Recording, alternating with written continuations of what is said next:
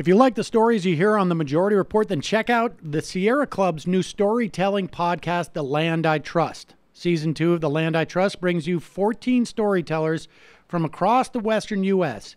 who share their experiences in harvesting, protecting, and living with the 4 natural elements. With tales of climate change, clean energy, and everything in between. Listen to The Land I Trust at beyondcoal.org/stories or on Apple Podcasts and Stitcher. The Majority Report with Sam Seder. The destiny of America is always safer in the hands of the people than in the conference rooms of any elite. Sam Seder. They are unanimous in their hate for me, and I welcome their hatred. We must guard against the acquisition of unwarranted influence, whether sought or unsought, by the military-industrial complex. The Majority Report with Sam Seder. Ever get the feeling you've been cheated?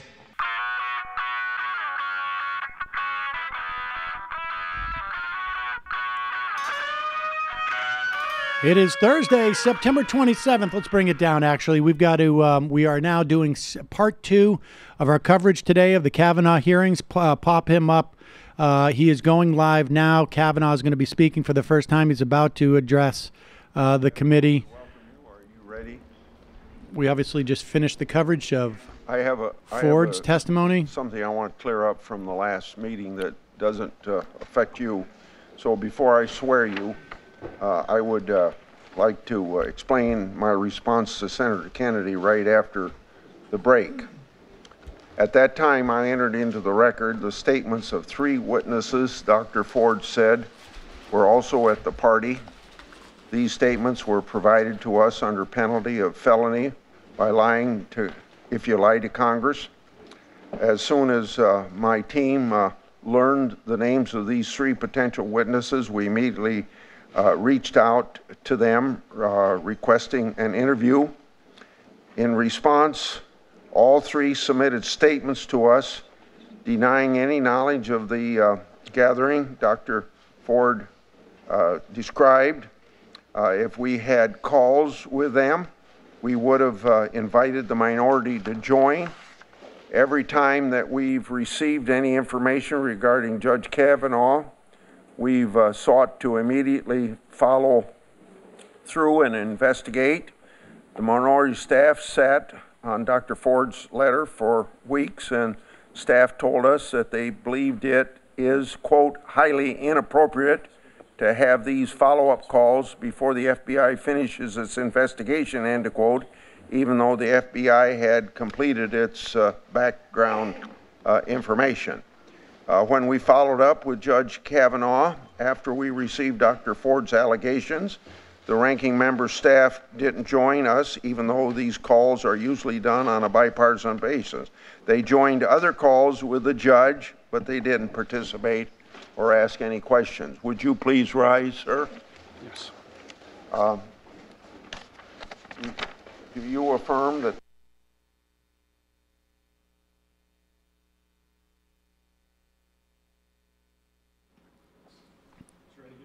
Try to get it back. the testimony you're about to give before the committee will be the truth, the whole truth, and nothing but the truth, so help you God? I do. Yeah. And like we offered to Senator, or to Dr. Ford, you can take whatever time you want now for your opening statement. Then we'll go to questions. So proceed. Mr. Chairman, Ranking Member Feinstein, members of the committee, thank you for allowing me to make my statement. I wrote it myself yesterday afternoon and evening. No one has seen a draft or it except for one of my former law clerks. This is my statement. What? Less than 2 weeks ago, Dr. Ford publicly accused me of committing wrongdoing at an event more than 36 years ago when we were both in high school. I denied the allegation immediately, categorically, and unequivocally. All 4 people allegedly at the event, including Dr. Ford's longtime friend, Ms. Kaiser, have said they recall no such event. Her longtime friend, Ms. Kaiser, said under penalty of felony that she does not know me and does not believe she ever saw me at a party ever. Here is the quote from Ms. Kaiser's attorney's letter. Quote, simply put, Ms. Kaiser does not know Mr. Kavanaugh, and she has no recollection of ever being at a party or gathering where he was present, with or without Dr. Ford. End quote. Think about that fact. Somebody got the message from the White House that he should be more angry that he's I told being this accused. committee that I wanted a hearing as soon as possible to clear my name. I demanded a hearing for the very next day. Unfortunately, it took the committee 10 days to get to this hearing. In those 10 long days, as was predictable and as I predicted, my family and my name have been totally and permanently destroyed by vicious and false additional accusations. Well, the 10-day delay it's not doing this has been harmful to me and my family, to the Supreme Court, and to the country. When this allegation first arose, I welcomed any kind of investigation, Senate, FBI, or otherwise. The committee now has conducted a thorough investigation, and I've cooperated fully. I know that any kind of investigation, Senate, FBI, Montgomery County Police, whatever, will clear me. Listen to the people I know. Listen to the people who have known me my whole life. Listen to the people I've grown up with and worked with and played with and coached with and dated and taught and gone to games with and had beers with. And listen to the witnesses who allegedly were at this event 36 years ago. Listen to Ms. Kaiser. She does not know me. I was not at the party described by Dr. Ford. This confirmation process has become a national disgrace. The Constitution gives the Senate an important role in the confirmation process, but you have replaced advice and consent with search and destroy. Since my nomination in July, there's been a frenzy on the left to come up with something, anything, to block my confirmation. Shortly after I was nominated, the Democratic Senate leader said he would, quote, oppose me with everything he's got. A Democratic senator on this committee publicly referred to me as evil. Evil. Think about that word. And said that those who supported me were, quote, complicit in evil. Another Democratic senator on this committee said, quote, Judge Kavanaugh is your worst nightmare. A former head of the Democratic National Committee said, quote, Judge Kavanaugh will threaten the lives of millions of Americans for decades to come. I understand the passions of the moment, but I would say to those senators, your words have meaning. Millions of Americans listened carefully to you. Given comments like those, is it any surprise wait till Kavanaugh that find people have out been who willing to nominated do him for anything this?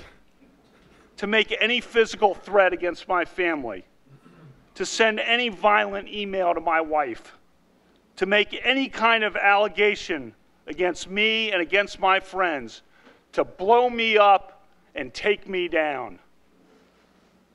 You sowed the wind. For decades to come, I fear that the whole country will reap the whirlwind.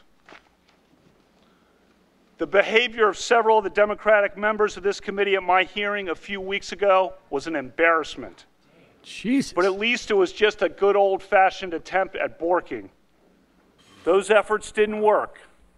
When I did at least okay enough at the hearings that it looked like I might actually get confirmed, a new tactic was needed. Some of you were lying in wait and had it ready. This first allegation was held in secret for weeks by a Democratic member of this committee and by staff. It would be needed only if you couldn't take me out on the merits.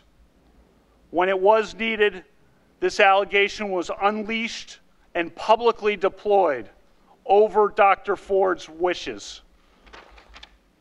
And then, as no doubt was expected, if not planned, came a long series of false last-minute smears designed to scare me and drive me out of the process before any hearing occurred. Crazy stuff. Gangs, illegitimate children, fights on boats in Rhode Island.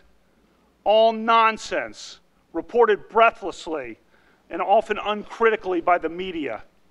This has destroyed my family by the Republicans. And my good name.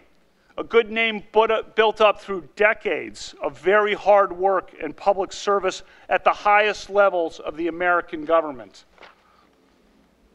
This whole 2-week effort has been a calculated and orchestrated political hit, fueled with apparent pent-up anger about President Trump and the 2016 election, fear that has been unfairly stoked about my judicial record, revenge on behalf of the Clintons, and millions of dollars in money from outside left-wing opposition groups. This is a circus. The consequences will extend long past my nomination. The consequences will be with us for decades. This grotesque and coordinated character assassination will dissuade competent and good people of all political persuasions from serving our country.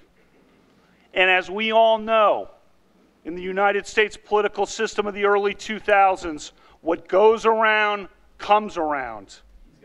I am an optimistic guy.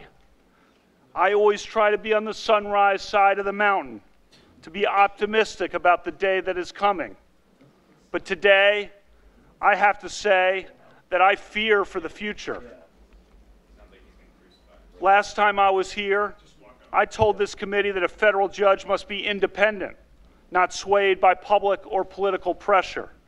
I said I was such a judge, and I am. I will not be intimidated into withdrawing from this process.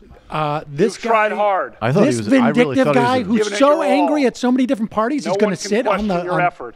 Now that being said, Your I'll be totally coordinated and impartial. well-funded effort to destroy my I really good thought he was name, setting himself to pull out. destroy by my this family level. will not drive me out.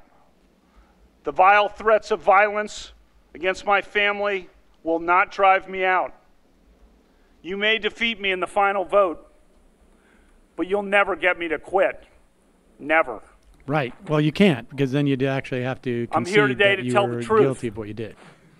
I've never sexually assaulted anyone. Not in high school, not in college, not ever. Sexual assault is horrific. One of my closest friends to this day is a woman who was sexually abused and who in the 1990s, when we were in our 30s, confided in me about the abuse and sought my advice. I was one of the only people she consulted. Allegations of sexual assault must always be taken seriously, always. Those who make allegations always deserve to be heard. At the same time, the person who is the subject of the allegations also deserves to be heard. Due process is a foundation of the American rule of law. Due process means listening to both sides. It's too bad he doesn't have an opportunity to give his side. As I told you at my hearing 3 weeks ago, I'm the only child of Martha and Ed Kavanaugh. They are here today. When I was 10, my mom went to law school, and as a lawyer, she worked hard and overcame barriers, including the workplace sexual harassment that so many women faced at the time and still face today. She became a trailblazer, one of Maryland's earliest women prosecutors and trial judges. She and my dad taught me the importance of equality and respect for all people, and she inspired me to be a lawyer and a judge. Last time I was here, I told you that when my mom was a prosecutor and I was in high school, she used to practice her closing arguments at the dining room table on my dad and me. As I told you, her trademark line was, "Use your common sense. What rings true? What rings false?" Her trademark line is a good reminder as we sit here today, some 36 years after the alleged event occurred, when there is no corroboration, and indeed it is refuted by the people allegedly there. There is corroboration. After I have been in the public arena for 26 years without even a hint, a whiff of an allegation like this, and when my nomination to the Supreme Court was just about to be voted on at a time when I'm called evil by a Democratic member of this committee, while Democratic opponents of my nomination say people will die if I am confirmed. True. This onslaught of last-minute allegations does not ring true. I'm not questioning that Dr. Ford may have been sexually assaulted by some person in some place at some time. But I have never done this to her or to anyone. That's not who I am. It is not who I was. I am innocent of this charge. I intend no ill will to Dr. Ford and her family. The other night, Ashley and my daughter Liza said their prayers, and little Liza, all of 10 years old,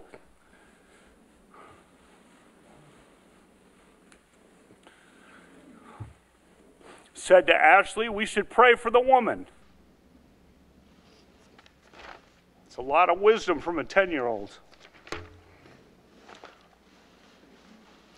We mean no ill will.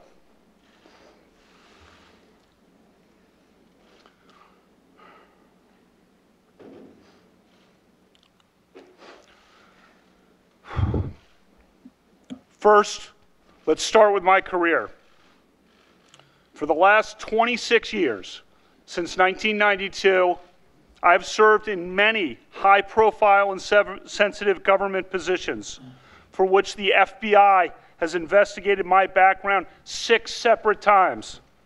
6 separate FBI background investigations over 26 years, all of them after the event alleged here. I have been in the public arena and under extreme public scrutiny for decades. In 1992, I worked for the Office of Solicitor General in the Department of Justice. In 1993, I clerked on the Supreme Court for Justice Anthony Kennedy. I spent 4 years in the Independent Counsel's Office during the 1990s. That office was the subject of enormous scrutiny from the media and the public. During 1998, the year of the impeachment of President Clinton, our office generally, and I personally, were in the middle of an intense national media and political spotlight. I and other leading members of Ken Starr's office were opposition researched from head to toe, from birth through the present day. Recall the people who were exposed that year of 1998 as having engaged in some sexual wrongdoing or indiscretions in their past. One person on the left even paid $1 million for people to report evidence of sexual wrongdoing, and it worked. He exposed some prominent people. Nothing about me. From 2001 to 2006, I worked for President George W. Bush in the White House. As staff secretary, I was by President Bush's side for 3 years. Why I was is he crying entrusted with reading the off nation's most sensitive secrets. his He's resume? thinking of I September traveled 11th, on Air Force Sam. One Have a all little over the respect. country and the world with President Bush. I went everywhere with him, from Texas to Pakistan, from Alaska to Australia, from Buckingham Palace to the Vatican. 3 years in the West Wing, 5.5 years in the White House. I was then nominated to be a judge on the D.C. Circuit. I was thoroughly vetted by the White House, the FBI, the American Bar Association, and this committee. I sat before this committee for 2 thorough confirmation hearings in 2004 and 2006. For the past 12 years leading up to my nomination for this job, I've served in a very public arena as a federal judge on what is often referred to as the second most important court in the country. I've handled some of the most significant and sensitive cases affecting the lives and liberties of the American people. I have been a good judge. And for this nomination, another FBI background investigation, another American Bar Association investigation, 31 hours of hearings, 65 senator meetings, 1,200 written questions, more than all previous Supreme Court nominees combined. Throughout that entire time, throughout my 53 years and 7 months on this earth until last week, no one ever accused me of any kind of sexual misconduct. No one, ever. A lifetime of public service and a lifetime of high-profile public service at the highest levels of American government. And never a hint of anything of this kind. And that's because nothing of this kind ever happened.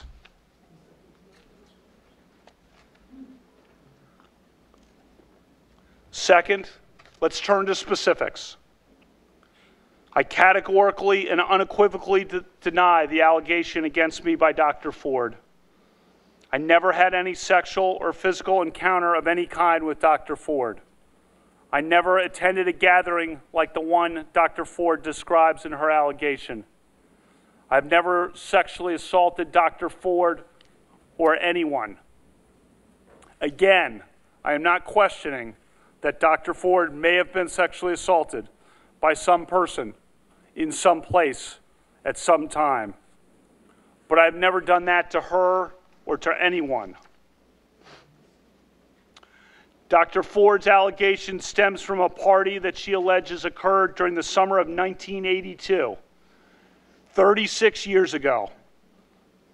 I was 17 years old between my junior and senior years of high school at Georgetown Prep, a rigorous all-boys Catholic Jesuit high school in Rockville, Maryland. When my friends and I spent time together at parties on weekends, it was usually with friends from nearby Catholic all-girls high schools, Stone Ridge, Holy Child, Visitation, Immaculata, Holy Cross. Dr. Ford did not attend one of those schools. She attended an independent private school named Holton Arms, and she was a year behind me. She and I did not travel in the same social circles. It is possible that we met at some point, at some events, although I do not recall that. To repeat, all of the people identified by Dr. Ford as being present at the party have said they do not remember any such party ever happening. Importantly, her friend, Ms. Kaiser, has not only denied knowledge of the party, Ms. Kaiser said under penalty of felony, she does not know me, does not recall ever being at a party with me ever. And my two male friends who were allegedly there, who knew me well, have told this committee under penalty of felony that they do not recall any such party and that I never did or would do anything like this. Dr. Ford's allegation is not merely uncorroborated. It is refuted by the very people she says were there, including by a longtime friend of hers. Refuted. Third, Dr. Ford has said that this event occurred at a house near Columbia Country Club, which is at the corner of Connecticut Avenue and East-West Highway in Chevy Chase, Maryland. In her letter to Senator Feinstein, she said that there were 4 other people at the house. But none of those people, nor I, lived near Columbia Country Club. As of the summer of 1982, Dr. Ford was 15 and could not drive yet, and she did not live near Columbia Country Club. She says confidently that she had 1 beer at the party, but she does not say how she got to the house in question, or how she got home, or whose house it was.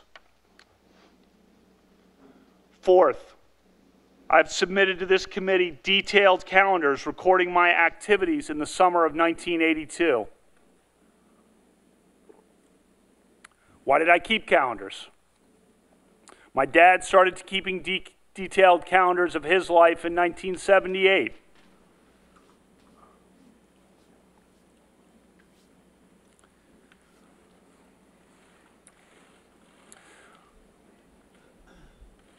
He did so as both a calendar and a diary. He's a very organized guy, to put it mildly.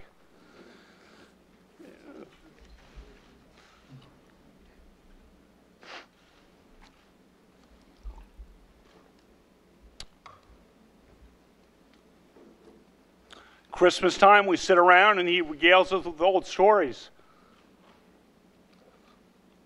Old milestones, old weddings, old events from his calendars.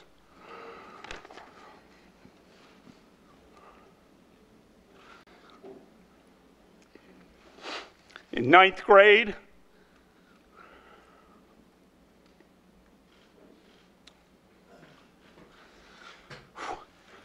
in 1980, I started keeping calendars of my own. For me also, it's both a calendar and a diary. I've kept such calendars, diaries for the last 38 years. Mine are not as good as my dad's in some years. And when I was a kid, the calendars are about what you would expect from a kid. Some goofy parts, some embarrassing parts. But I did have the summer of 1982 documented pretty well. The event described by Dr. Ford presumably happened on a weekend, because I believe everyone worked and had jobs in the summers. And in any event, a drunken early evening event of the kind she describes presumably happened on a weekend. If it was a weekend, my calendars show that I was out of town almost every weekend night before football training camp started in late August. The only weekend nights that I was in D.C. were Friday, June 4, when I was with my dad at a pro golf tournament.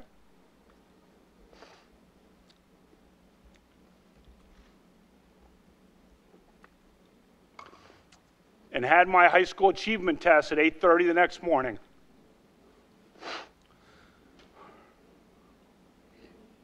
I also was in D.C. on Saturday night, August 7th. But I was at a small gathering at Becky's house in Rockville with Matt, Denise, Lori, and Jenny. Their names are all listed on my calendar. I won't use their last names here.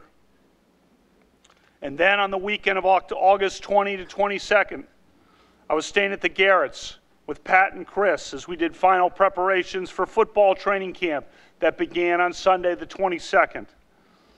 As the calendars confirm, that weekend before a brutal football training camp schedule was no time for parties.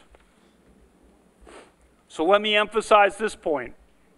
If the party described by Dr. Ford happened in the summer of 1982 on a weekend night, my calendar shows all but definitively that I was not there. During the weekdays in the summer of 1982, as you can see, I was out of town for 2 weeks of the summer for a trip to the beach with friends and at the legendary 5-star basketball camp in Honesdale, Pennsylvania.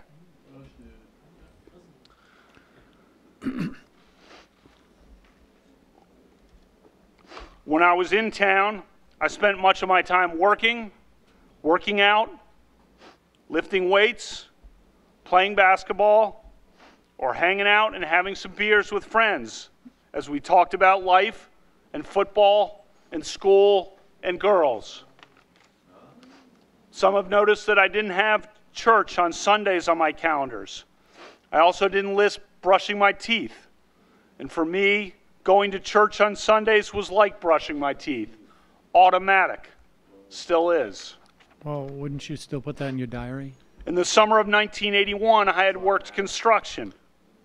In the summer of 1982, my job was cutting lawns. I had my own business of sorts.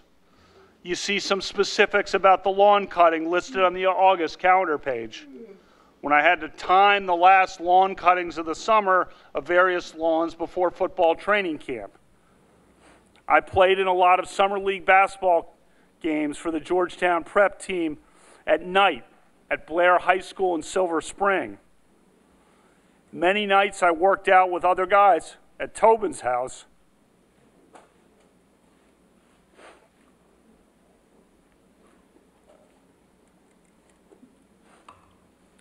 He was the great quarterback on our football team. Wow, that is a weird and his place dad to get ran emotional. workouts. Or lifted weights at Georgetown Prep in preparation for the football season. I attended and watched many sporting events, as is my habit to this day. The calendars show a few weekday gatherings at friends' houses after a workout or just to meet up and have some beers. But none of those gatherings included the group of people that Dr. Ford has identified. And as my calendars show, I was very precise about listing who was there. Very precise. And keep in mind, my calendars also were diaries of sorts, forward-looking and backward-looking, just like my dad's. You can see, for example, that I crossed out missed workouts and the canceled doctor's appointments, and that I listed the precise people who had shown up for certain events. July 7th, 1982. The calendars are obviously not Says dispositive Columbia. on their own, As in, but they are another piece of evidence club? in I the don't know. mix for you to consider.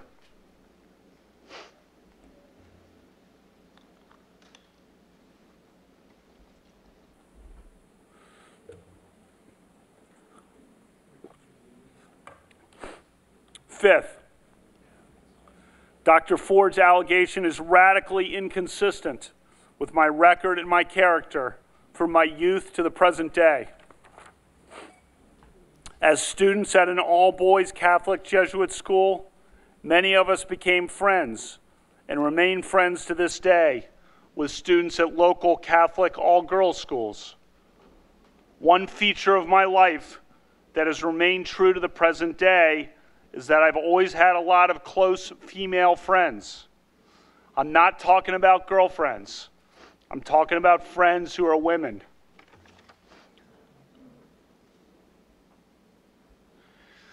That started in high school. Maybe it was because I'm an only child and had no sisters. But anyway, we had no social media or text or email, and we talked on the phone. I remember talking almost every night, it seemed, to my friends Amy or Julie,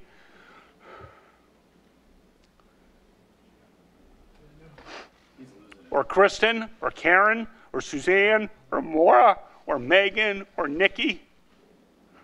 The list goes on. Friends for a lifetime, built on a foundation of talking through school and life starting at age 14. Several of those great women are in the seats right behind me today. My friends and I sometimes got together and had parties on weekends. The drinking age was 18 in Maryland for most of my time in high school and was 18 in D.C. for all of my time in high school. I drank beer with my friends. Almost everyone did. Sometimes I had too many beers. Sometimes others did. I liked beer. I still like beer. But I did not drink beer to the point of blacking out, and I never sexually assaulted anyone. There is a bright line between drinking beer, which I gladly do, and which I fully embrace, and sexually assaulting someone, which is a violent crime. If every American who drinks beer, or every American who drank beer in high school, is suddenly presumed guilty of sexual assault, we'll be in an ugly new place in this country. I never committed sexual assault. As high school students, we sometimes did goofy or stupid things. I doubt we are alone in looking back at high school and cringing at some things. he did not mention the Renate. For one thing, our yearbook was a disaster. Oh, I here think we go. might some be coming. editors and students wanted the yearbook to be some combination of Animal House Caddyshack, and Fast Times at Ridgemont High, which were all recent movies at that time. Many of us went along in the yearbook to the point of absurdity. This past week, my friends and I have cringed.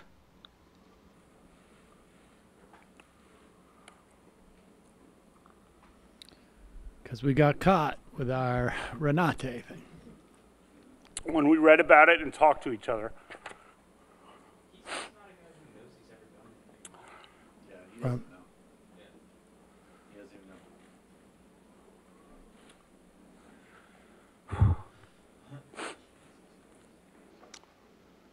One thing in particular we're sad about.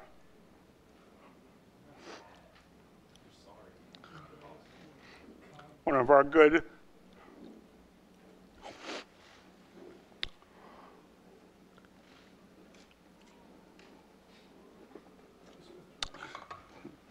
of our good female friends who we would admire and went to dances with had her name used on the yearbook page with the term alumnus. That yearbook reference was clumsily intended to show affection and that she was one of us. What? But in this Get circus, the fuck out of here. media's interpreted the term as related Oh my to God! sex. I thought he was going to apologize. I thought he was going for to it. cop to it. As the woman herself noted to the media on the record, she and I never had any sexual interaction at all. I'm so sorry to her for that yearbook reference. That was the only woman or girl that he was friends with, and it just so happened the other guys on the football team were too? What? We're all alumni of being This friends. may sound a bit trivial, given all that we are here for, but one thing I want to try to make sure of in the future is my friendship with her. She was and is a great person. Yeah, it's weird. As Why would to you sex, cry if that was real? Get the fuck This out. is not a topic I ever imagined would come up at a judicial confirmation hearing, but I want to give you a full picture of who I was. I never had sexual intercourse or anything close to it during high school or for many years after that. In some crowds, I was probably a little outwardly shy about my inexperience. Until I drank. Tried to hide that. At the same time, I was also inwardly proud of it. For me and the girls who I was friends with, that lack of major or rampant sexual activity in high school was a matter of faith and respect and caution. The committee has a letter from 65 women who knew me in high school.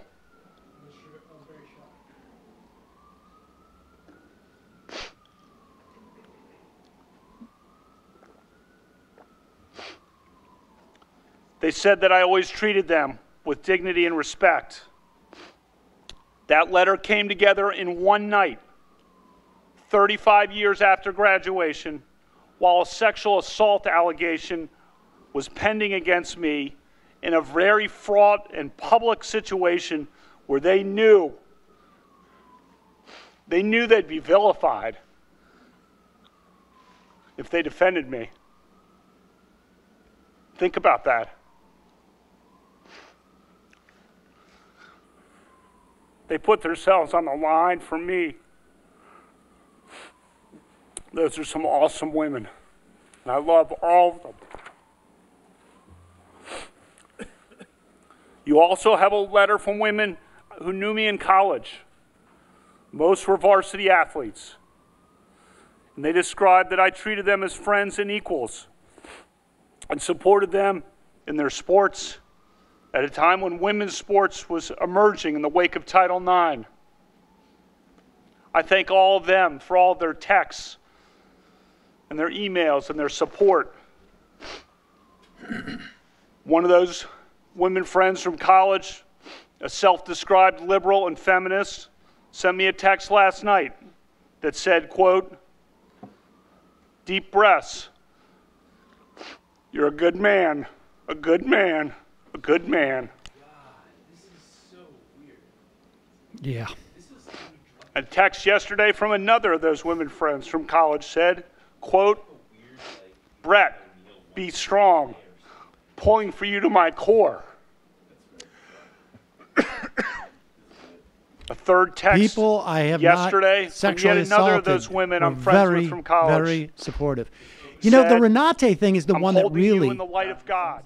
But beyond that, in addition, is not a lie. It's also very different from what his lawyer said, right? His lawyer said that it was because they shared a kiss. Yeah, it was puppy love. That's very weird. Cherish your friends. That Look they out couldn't for get your their friends, story straight on that. Lift up your friends. Love your friends. I've felt that love more over the last 2 weeks than I ever have in my life. This has been going on for I about thank all 36 my minutes. friends. Wow. I love all my friends. We're going to have to restart the stream. We can only do 4 hours. We're going to have to restart Throughout my the stream. life, I've devoted huge efforts to encouraging and promoting the careers of women. I will put my record up against anyone's, male or female. I am proud of the letter from 84 women who worked with me at the Bush White House from 2001 to 2006 and described me as, quote, a man of the highest integrity. Read the op-ed from Sarah Day from Yarmouth, Maine. She worked in Oval Office operations outside of President Bush's office. Did she write that before Here's what or she after? recently wrote in centralmaine.com. And today she stands by her comments. Quote, Brett was an advocate for young women like me. He encouraged me to take on more responsibility and to feel confident in my role. In fact, during the 2004 Republican National Convention, Brett gave me the opportunity to help with the preparation and review of the president's remarks, something I never would have had the chance to do if he had not included me. And he didn't just include me in the work. He made sure I was at Madison Square Garden to watch the president's speech instead of back at the hotel watching on TV. I get the stuff about you cry when about End your quote. dad and the other thing, but I don't understand As a weightlifting judge since schedules and 2006, traveling with George I've had Bush. the privilege of hiring 4 recent law school graduates to serve as my law clerks each year. who all had the right look, incidentally. The law clerks for federal judges are the best and brightest graduates of American law schools. They work for 1-year terms for judges after law school, and then they move on in their careers. For judges, training these young lawyers is an important responsibility. The clerks will become the next generation of American lawyers and leaders, judges and senators. Just after I took the bench in 2006, there was a major New York Times story about the low numbers of women law clerks at the Supreme Court and federal appeals courts. I took notice and I took action. A majority of my 48 law clerks over the last 12 years have been women. In a letter to this committee, my women law clerk said I was one of the strongest You know who advocates else in the hires federal a judiciary lot of for women? lawyers. Kaczynski? And they wrote that the Kaczynski, legal but also profession Donald is Trump. fairer and more equal because of Called me. Amy Chua. I said, you send My me time dime on the pieces. bench, no federal Love dime judge, pieces. not a single one in the country, has sent more women law clerks to clerk on the Supreme Court Binders than I full of have. them. Before this allegation arose 2 weeks ago, I was required to start making certain administrative preparations for my possible transfer to the Supreme Court, just in case I was confirmed. As part of that, I had to, in essence, contingently hire a first group of 4 law clerks who could be available to clerk at the Supreme Court for me on a moment's notice. I did so and contingently hired 4 law clerks.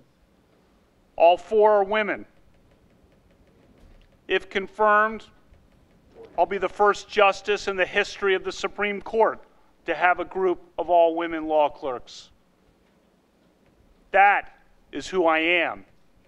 That is who I was. Over the past 12 years, I've taught constitutional law to hundreds of students, primarily at Harvard Law School, while I was hired by then Dean and now Justice Elena Kagan. One of my former women students, a Democrat, testified to this committee that I was an even-handed professor who treats people fairly and with respect. In a letter to this committee, my former students, male and female alike, wrote that I displayed a character that impressed us all. I love teaching law, but thanks to what some of you on this side of the committee have unleashed, I may never be able to teach again. For the past 7 years, I've coached my 2 daughters' basketball teams. You saw many of those girls when they came to my hearing for a couple of hours. You have a letter from the parents of the girls I coached that described my dedication, commitment, and character. I coach because I know that a girl's confidence on the basketball court translates into confidence in other aspects of life.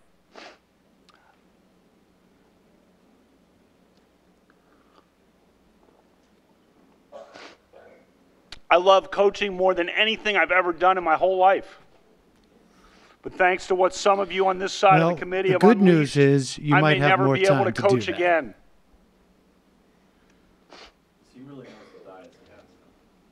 I've been a judge for 12 years. I have a long record of service to America and to the Constitution. I revere the Constitution. I am deeply grateful to President Trump for nominating me. He was so gracious to my family and me on the July night he announced my nomination at the White House. I thank him for his steadfast support. When I accepted the president's nomination, Ashley and I knew this process would be challenging. Thanks for your... Yeah. We never expected that it would devolve into this. Explaining this to our daughters has been about the worst experience of our lives. Ashley has been a rock. I thank God every day for Ashley and my family.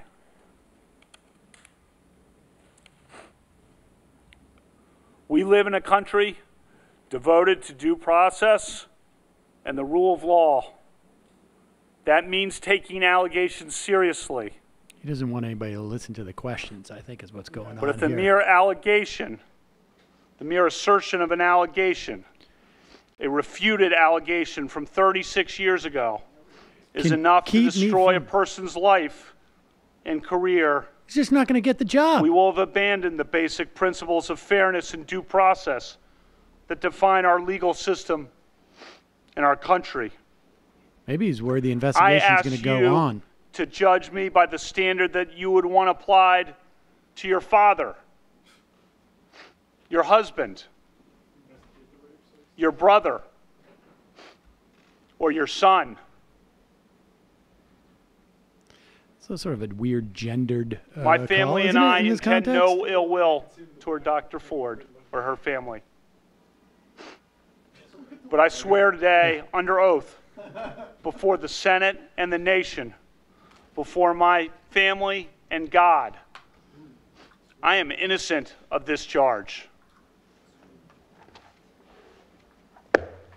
Thank you, Judge Kavanaugh.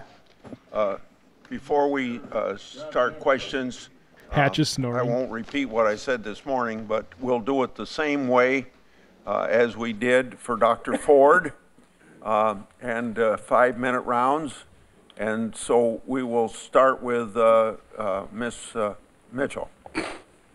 Prosecutor is going to be asking. I mean, of course they have to, right? Here comes this is. Good afternoon, Judge Kavanaugh.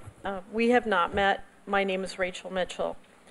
I'd like to go over a couple of guidelines for our question and answer session today.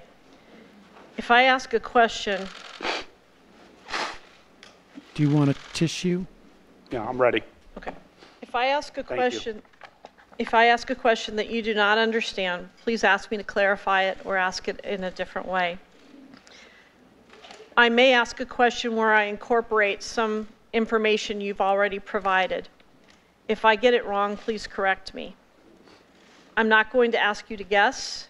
If you do estimate, please let me know you're estimating. Now, I want to make sure that all of the committee members have gotten a copy of the definition of sexual behavior? Yes. At least I have one. Make sure Okay. that we're on top of... And you have that as well, Judge Kavanaugh? Yeah. Okay. First of all, have you been given or reviewed a copy of the questions that I will be asking you? No. Has anyone told you the questions that I will be asking you? No. I want you to take a moment to review the definition that's before you of sexual behavior. Sexual behavior.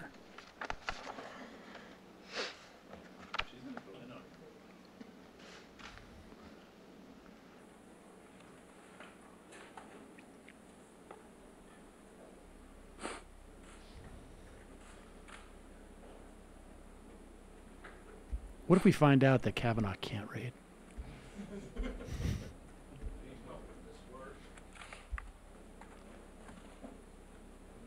I hope he doesn't get to the definition of sexual assault and go, Have you had a chance to review it?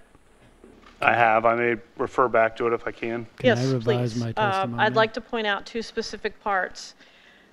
Among the examples of sexual behavior, it includes rubbing or grinding your genitals against somebody, clothed or unclothed. And I would also point out that the definition applies whether or not the acts were sexually motivated, or, for example, horseplay. Do you understand the definition I've given you? I do. And again, if at any time you need to review that, please let me know. Dr. Ford has stated that somewhere between 5 or 6 people were present at the gathering on this date.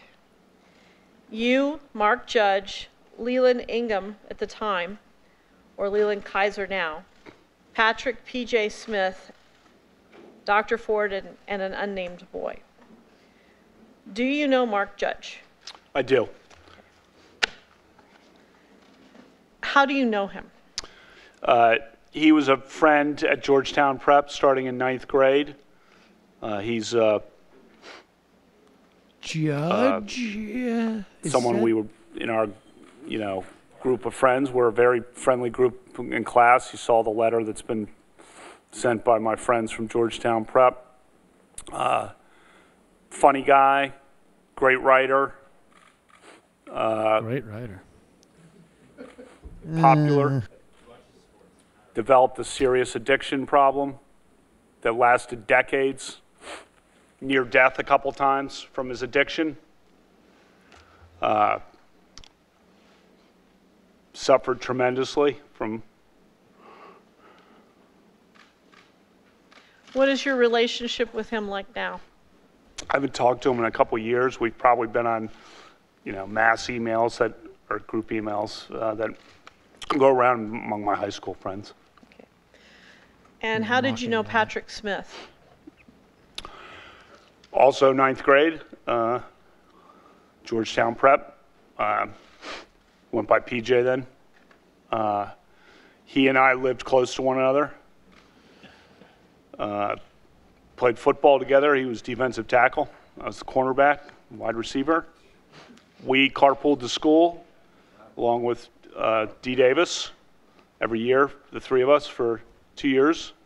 I didn't have a car, so one of the two of them would drive every day, and I'd be in the, they'd pick me up.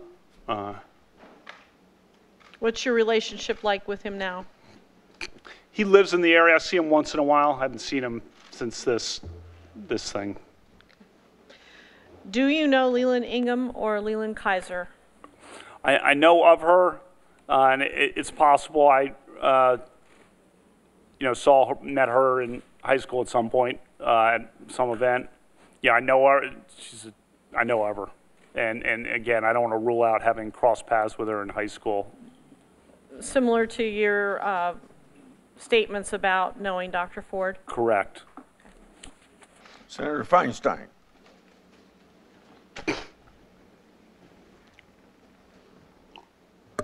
Judge Kavanaugh, it's my understanding that you have denied the allegations by Dr. Ford, Ms. Ramirez, and Ms. Swetnick.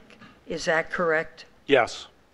All three of these women have asked the FBI to investigate their claims.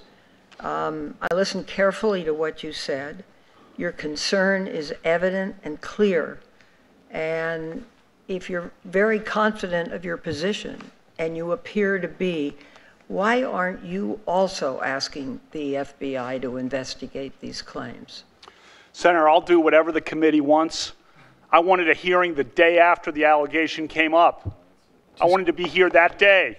Instead, 10 days passed where all this nonsense is coming out, you know, that I'm in gangs, I'm on boats in Rhode Island, I'm in Colorado. He's doing that again. Like, you know, this is all stuff that was leaked by the Republicans. Are printed and run breathlessly by cable news. You know, I wanted a hearing the next day. My family's been destroyed not an by this, investigation Senator. then? Destroyed. And whoever wants, you know, whatever the committee decides, you know, I'm all in immediately. I'm all in immediately. And the terrible and hard part of this is, when we get an allegation, we're not in a position to prove it or disprove it. Therefore, we have to depend on some outside authority for it. And it just seemed to me then, when these allegations came forward, that you would want the FBI to investigate those claims and clear it up once and for all. Senator, the committee investigates. It's not for me to say how to do it, but just so you know, the FBI doesn't reach a conclusion. They would give you a couple 302s that just tell you what we said. So I'm here. I wanted to be here. I wanted to be here the next day. That's not about the FBI It's an outrage investigation. that I was not allowed to come and immediately defend my name and say, I didn't do this, and give you all this evidence. I'm not even in D.C. on the weekends in the summer of 1982. This happened on a weekday? Well, is it when I'm not at a Blair High School for a summer league game? I'm not at Tobin's house working out? I'm not at a movie with Suzanne? You know, I wanted to be here right away. I mean... Well, the difficult thing is that these hearings are set and set by the majority, but I'm talking about getting the evidence and having the evidence looked at. Super dramatic. And I don't understand. I don't think it already is. No, but I'm saying, like, he seems to be having a bit of a breakdown. We hear from the witnesses. Yes. Just sort of reaching for everything he's been coached on. I think I was clear about 20 minutes into his. But the FBI isn't interviewing them and isn't giving us any facts. So all we have. You're interviewing me. You're interviewing me. You're doing it, Senator. I'm sorry to interrupt, but you're doing it. There's no conclusions reached. Wow. And what you're saying, if I understand it, is that the allegations by Dr. Ford, Ms. Ramirez, and Ms. Swetnick are wrong. Yeah, that is emphatically what I'm saying. Emphatically. The Swetnick thing is a joke. That is a farce. Would you like to say more about it? No. Okay. That's it. Thank you, Mr. Chairman. Ms. Mitchell. Jesus. Just Dr. keep asking Ford the FBI has questions. described you as being intoxicated at a party. Did you consume alcohol during your high school years? Yes, we drank beer. My friends and I, the boys and girls. Yes, we drank beer. I liked beer. Still like beer. We drank beer. The drinking age, as I noted, was 18, so the seniors were legal. Beers and beer high school, drinkers. people were legal An oppressed class. to drink, and we drank beer. And I said sometimes probably had too many beers, and sometimes other people had too many beers. We drank beer. We liked beer. What do you consider to be too many beers? I don't know. Whatever the chart says. On your blood alcohol chart. Wait, what? What is going on? Maybe when you talked to Fox News the other night, you said that there were times in high school when people might have had too many beers on occasion. Does that include you? Sure. Okay. Have you ever passed out from drinking? Passed out would be no, but I've gone to sleep, but I've never blacked out. That's the allegation. And That's wrong. So let's talk about your time in high school. In high school, after drinking, did you ever wake up in a different location than you remembered passing out or going to sleep? No. Did you ever wake up with your clothes in a different condition or fewer clothes on than you remembered when you went to sleep or passed out? No. No. Did you ever did anyone ever tell you about something that happened in your presence that you didn't remember during a time that you had been drinking? No. We drank beer, and so did I think the vast majority of people our age at the time. But in any event, we drank beer and we drank beer. Still do. Beer. So whatever. Beer. Still beer. love beer. I still like it. I love it. I love could it. go for beer. one right now. During the time I drink in high beer. school, You want a cold when you one? would be drinking, did anyone ever tell you about something that you did not remember? No. Mitchell thinks he's guilty. Dr. Ford described My work here is done a here. small gathering of people at a suburban Maryland home in the summer of 1982. She said that Mark Judge, P.J. Smith, and Leland Ingham also were present, as well as an unknown male, and that the people were drinking to varying degrees. Were you ever at a gathering that fits that description? No, as I've said in my opening statement.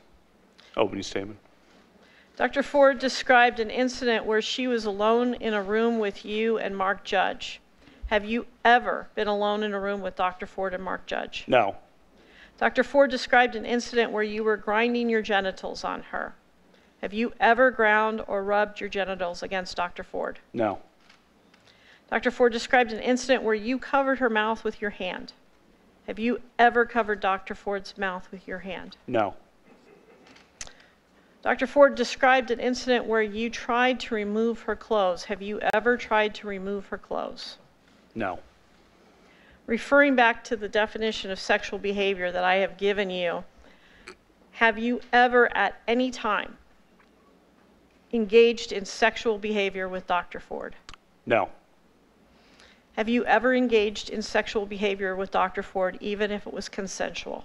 No. I want to talk about your calendars. You submitted to the committee copies of the handwritten calendars that you've talked about for the months of May, June, July, and August of 1982. You have them in front of you? I do. Did you create these calendars in the sense of all the handwriting that's on them? Yes. Okay. Is it exclusively your handwriting? Yes. When did you make these entries? In 1982. Has anything been changed for those since 1982? No.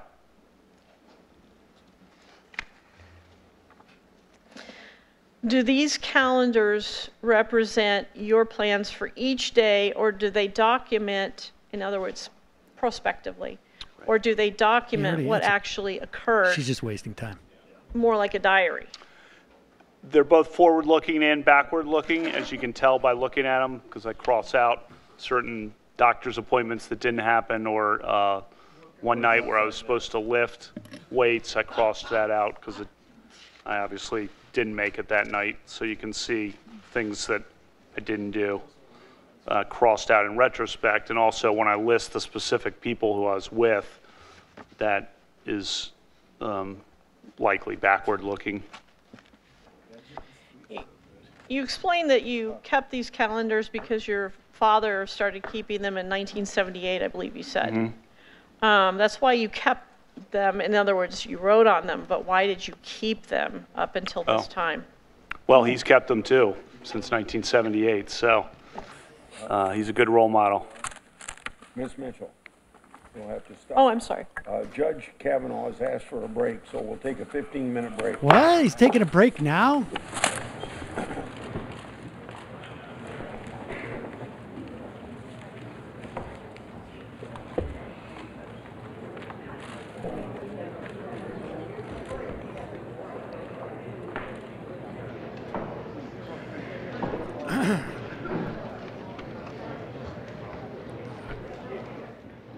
So we're taking a break because the judge is taking a break.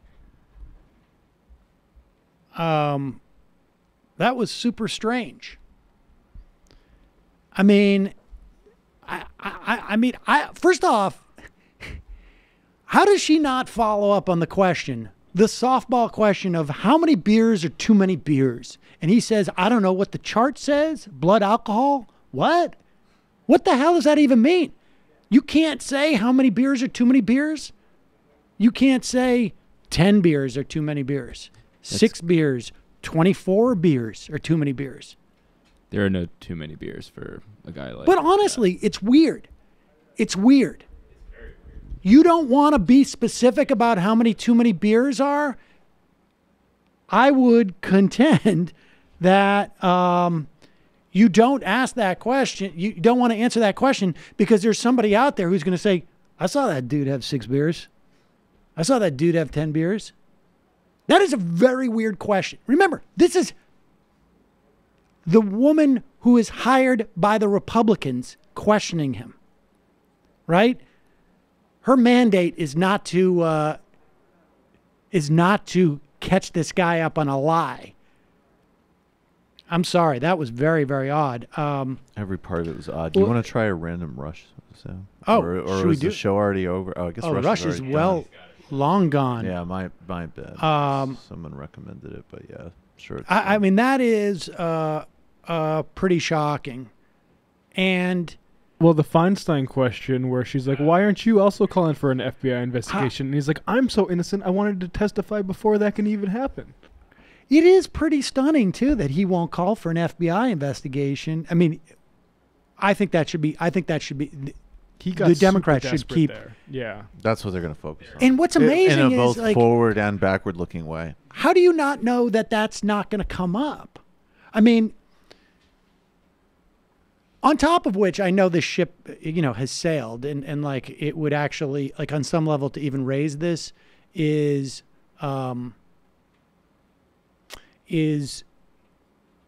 sort of ignoring what the reality of the court and who this guy is. But this guy's so angry about what's gone on here.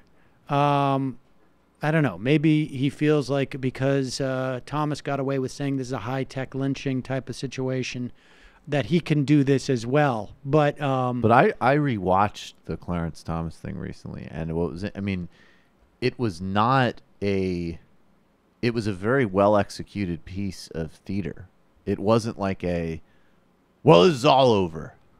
You know what I mean? I mean, it didn't have this other sort of, there's a lot going on there, and it does not seem, one part of it seems like, okay, like Brendan sent us the piece from the Wall Street Journal, like some advisor saying, like, hey, man, you shouldn't be totally emotionally muted about these things like you were on Fox. But definitely. That was well reported. Yeah, but I think the kind of unhinged, sort of random all over the place part of it is not was not what they were planning on, right? Right. Though, I just saw Elon Musk has been charged with fraud by the SEC. Oh my! So, wow. We also have Hannity if we want to go to him. Very intense time. Yeah. We could do a random Hannity, although that seems like shooting fish in a barrel. But he's not going to be saying anything other than QAnon. He's not going to be saying anything other than like random, talking points that he gets that he's been handed. But I guess we should. Fucking let's rules. Listen. Hold on. Let's see. He just had a couple beers. The cliff and she's going to die. Okay. All right, folks. Rush Limbaugh is no longer on because it is now 4:15 in the afternoon. So we'll try a random Hannity where I listen to Sean Hannity for 60 seconds and refute him in 90. All right, let's go. Slander, besmirchment, character assassination. Oh, gosh. As a matter of due course. And it's not just elections. It's Robert Bork, it's Clarence Thomas, now it's Judge Kavanaugh. Where does this guy ever go to get away from this for the rest of his life? When you go through this slowly, and you go through the guy that's passed 6 background checks, Every single person that seems to know him throughout the last 40 years, everybody says the most wonderful things about him. He's never faced until 12, 13 days ago any allegation of this nature of any kind. The Democrats playing games, holding on to this information since July. We know what they all are. In the case of Professor Ford, she can't remember a date, a location, even the exact year of the alleged incident. She can't remember what happened before or after the incident. Okay. So let's just start with this. He asked the question, where does someone go to get their name back in this situation? There are 3 places you could go. The F, the B, and the I. They could do an investigation and present all the facts. We found no corroborating information. No conclusions. We found no corroborating information. There were 30 people who said, no, they didn't know each other. We went to the guy, Garrett. Remember? The guy Garrett that Whelan named, who Ford says introduced us. If the FBI went to him and they asked that guy, did you introduce them? Did they know each other? And he said, absolutely not. Then she is completely impeached, her testimony. If he says absolutely yes, then Kavanaugh is a liar. Maybe he says, I don't remember. But where's that guy? You ask that one question of that guy, and there's a 75% chance you're going to get the answer to all of this. But then Hannity, so you can go to the FBI, but he doesn't want to do that. Today.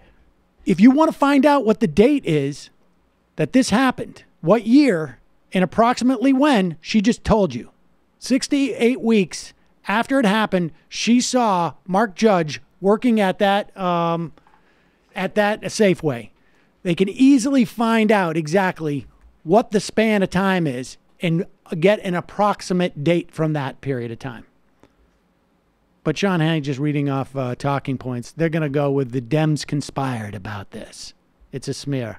Well, that still doesn't address why you wouldn't have the FBI look into all these fake allegations. No, in fact, it's the opposite. Yep. If you think this is a smear, the FBI was your friend. All right, that's all I got.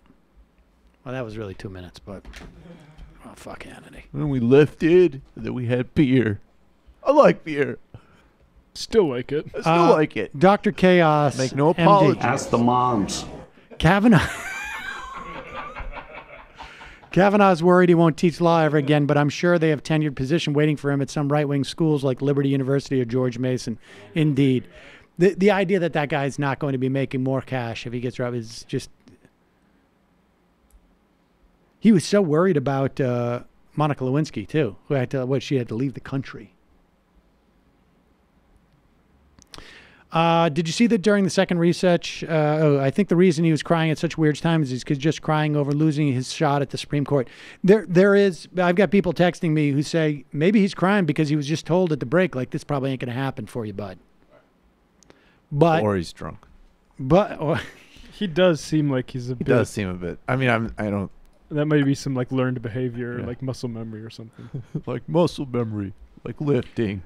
Supreme Cuck of the United States. How easy would it be for the Democrats to make the connection that people who want to commit state violence against women have a history of committing violence against women? Alpha, Random Rush, too late. Oh, this is all from. Oh, this is from hours ago. Let me. Wow. Okay. Let's pick one here and see if I can't. Worcester Polycon. That's at 155. What? No.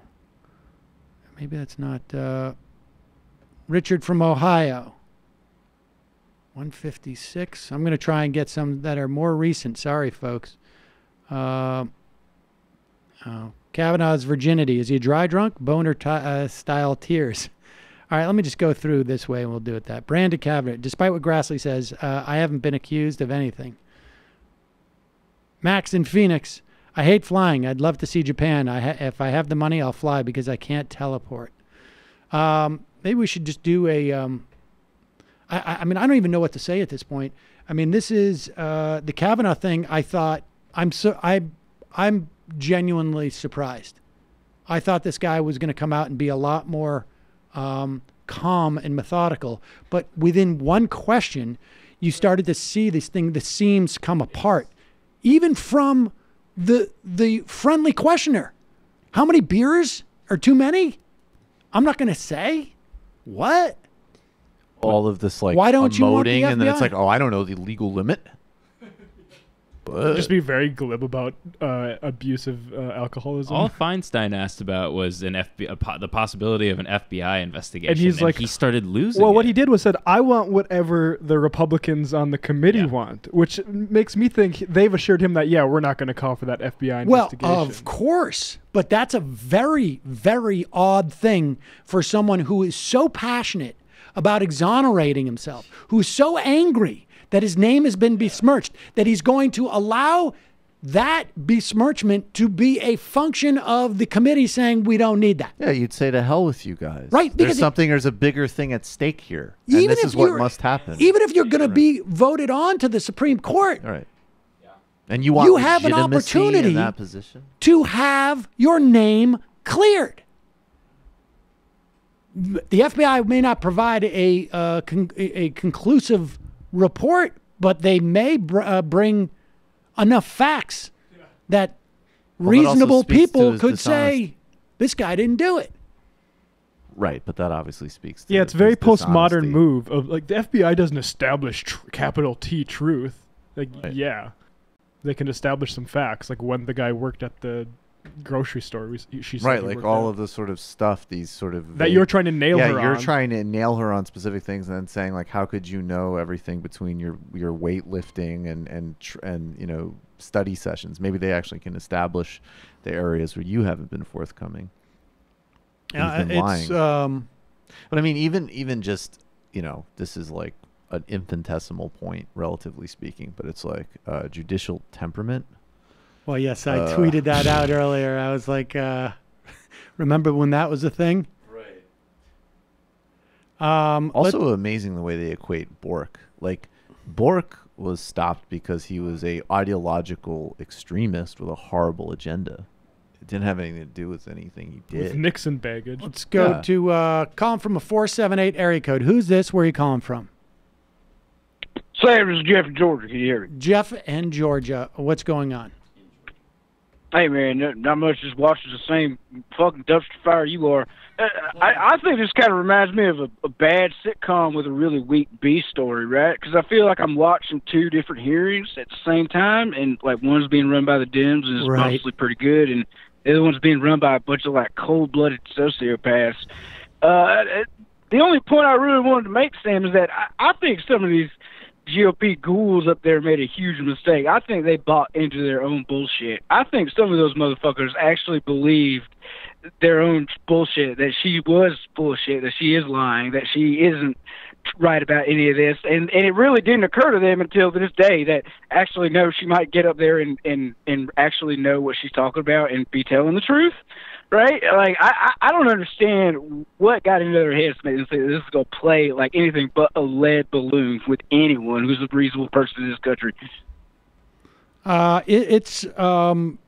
You know, that's the way we react to a lot of stuff. There's no doubt in my mind that when we turn on Hannity this evening, he is going to be talking about how, look at him, there was a lot of passion. This is a guy who's telling the truth. I mean, this is going to be one of those stories where there are two separate narratives. Just like you think you're watching two separate narratives in this, there's going to be two separate narratives that are going to exist within the context of our society. And the real question is, which one does Jeff Flake or Susan Collins or Lisa Murkowski, which one do they want to be a part of? And it's going to come down to those three. I mean, that's basically it. You know, I mean, it's a fool who puts too much faith in those kinds of people. But I got to be honest with you, this is so much worse than I ever thought it could be that I think this dude might be done. I actually think he's likely to be finished. I think that's why he's so emotional right now. He's either drunk or he knows he ain't getting a job. That's why he's going on about going back to law school teaching, right? Like, why would he do that if he thought he was getting a job? He's speaking like he's done. I think you're totally right. I hope so. I love having 8 hours of MR a day, y'all. Y'all. Okay. Don't get used to it. All right, I think. Yeah, right. It's because this week didn't feel long enough.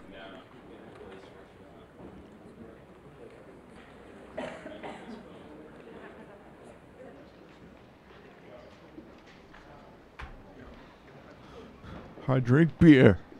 I like to gamble. Amy Chu is my friend. I'm all in with however the Republicans want to protect me. Whatever you guys want to do. I called Amy Chu up. I said, get me 9s at least. I'm going to wait for Senator Feinstein.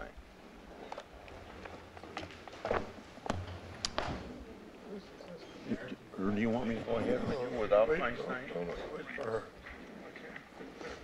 I was waiting for you. More anger this time, Brett. I hope I showed up. Look as unhinged as possible. Brett, I would dial it back just a little bit. And like 14 beers is too many. We don't have anybody who reports that they've seen you drink 14 beers. We're going to try that again. They'll ask you one more time. What is the fucking blood alcohol level rates? That's what I need to know. I told you guys that's all I knew to do.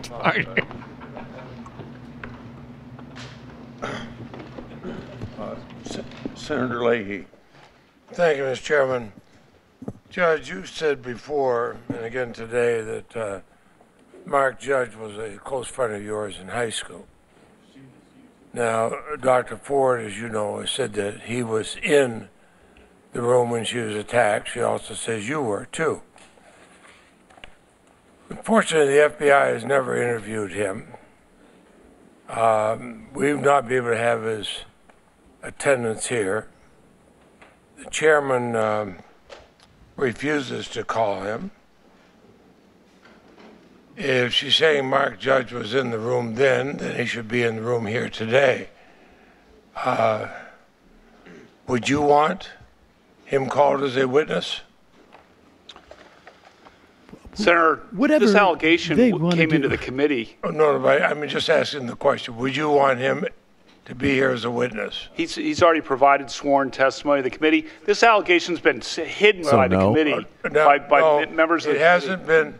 It has not been investigated by the FBI. The committee has refused to allow it to be. It was dropped on me. It was sprung. It was not investigated by the FBI, and he has not been called where he might be under oath. Should have been handled in the due course, Senator, when he came in. I would Wow, disagree sounds with like a that. guy I've been on who this really committee wants to 44 exonerate years, himself. both Republicans and Democrats. I've never seen somebody that critical and not allowed to be here to called to be testified or an FBI background. But let me he's provided sworn testimony, and Senator, let me finish. The allegation came in weeks ago, and nothing was done with it by the ranking member, and then it sprung on me. Judge Kavanaugh, I've heard your line, and you stated it over and over again, and I have that well in mind. But let me ask you this: he authored a book titled "Wasted: Tales of a Gen X Drunk."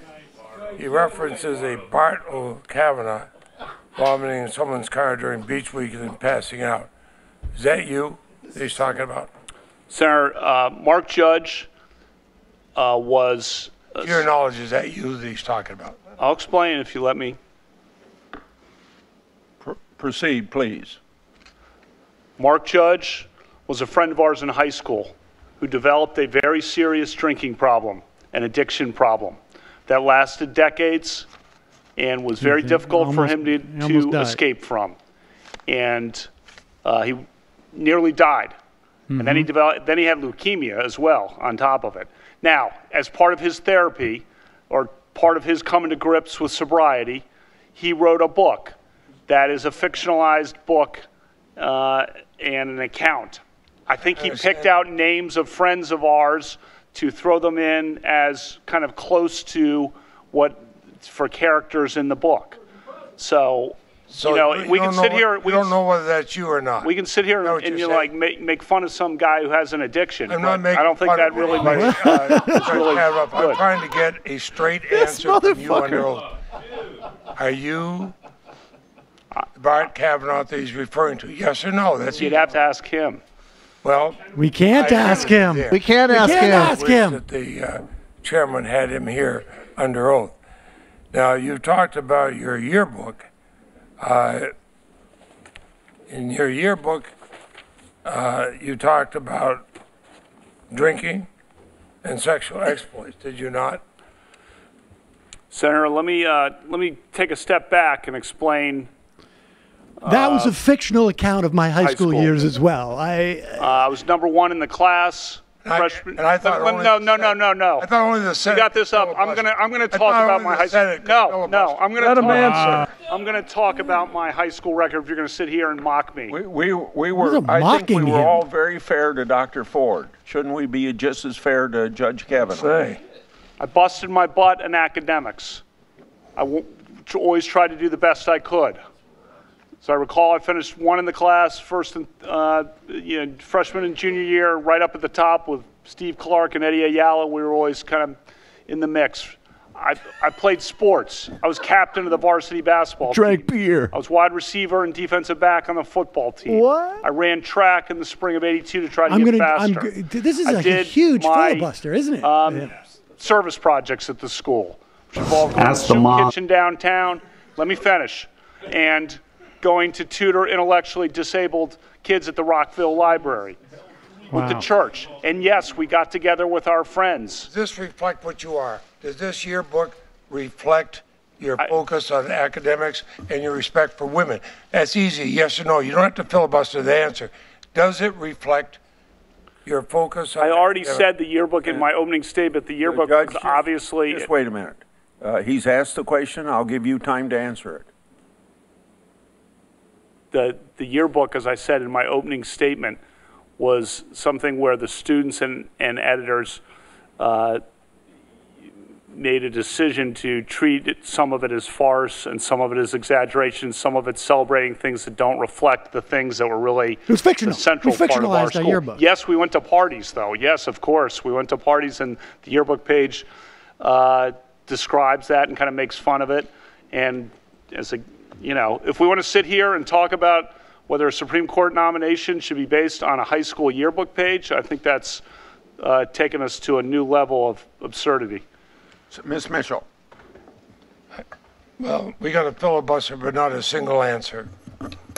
Ms. Mitchell. Judge, do you still have your calendars there? I do. I would like you to look at the July 1st entry.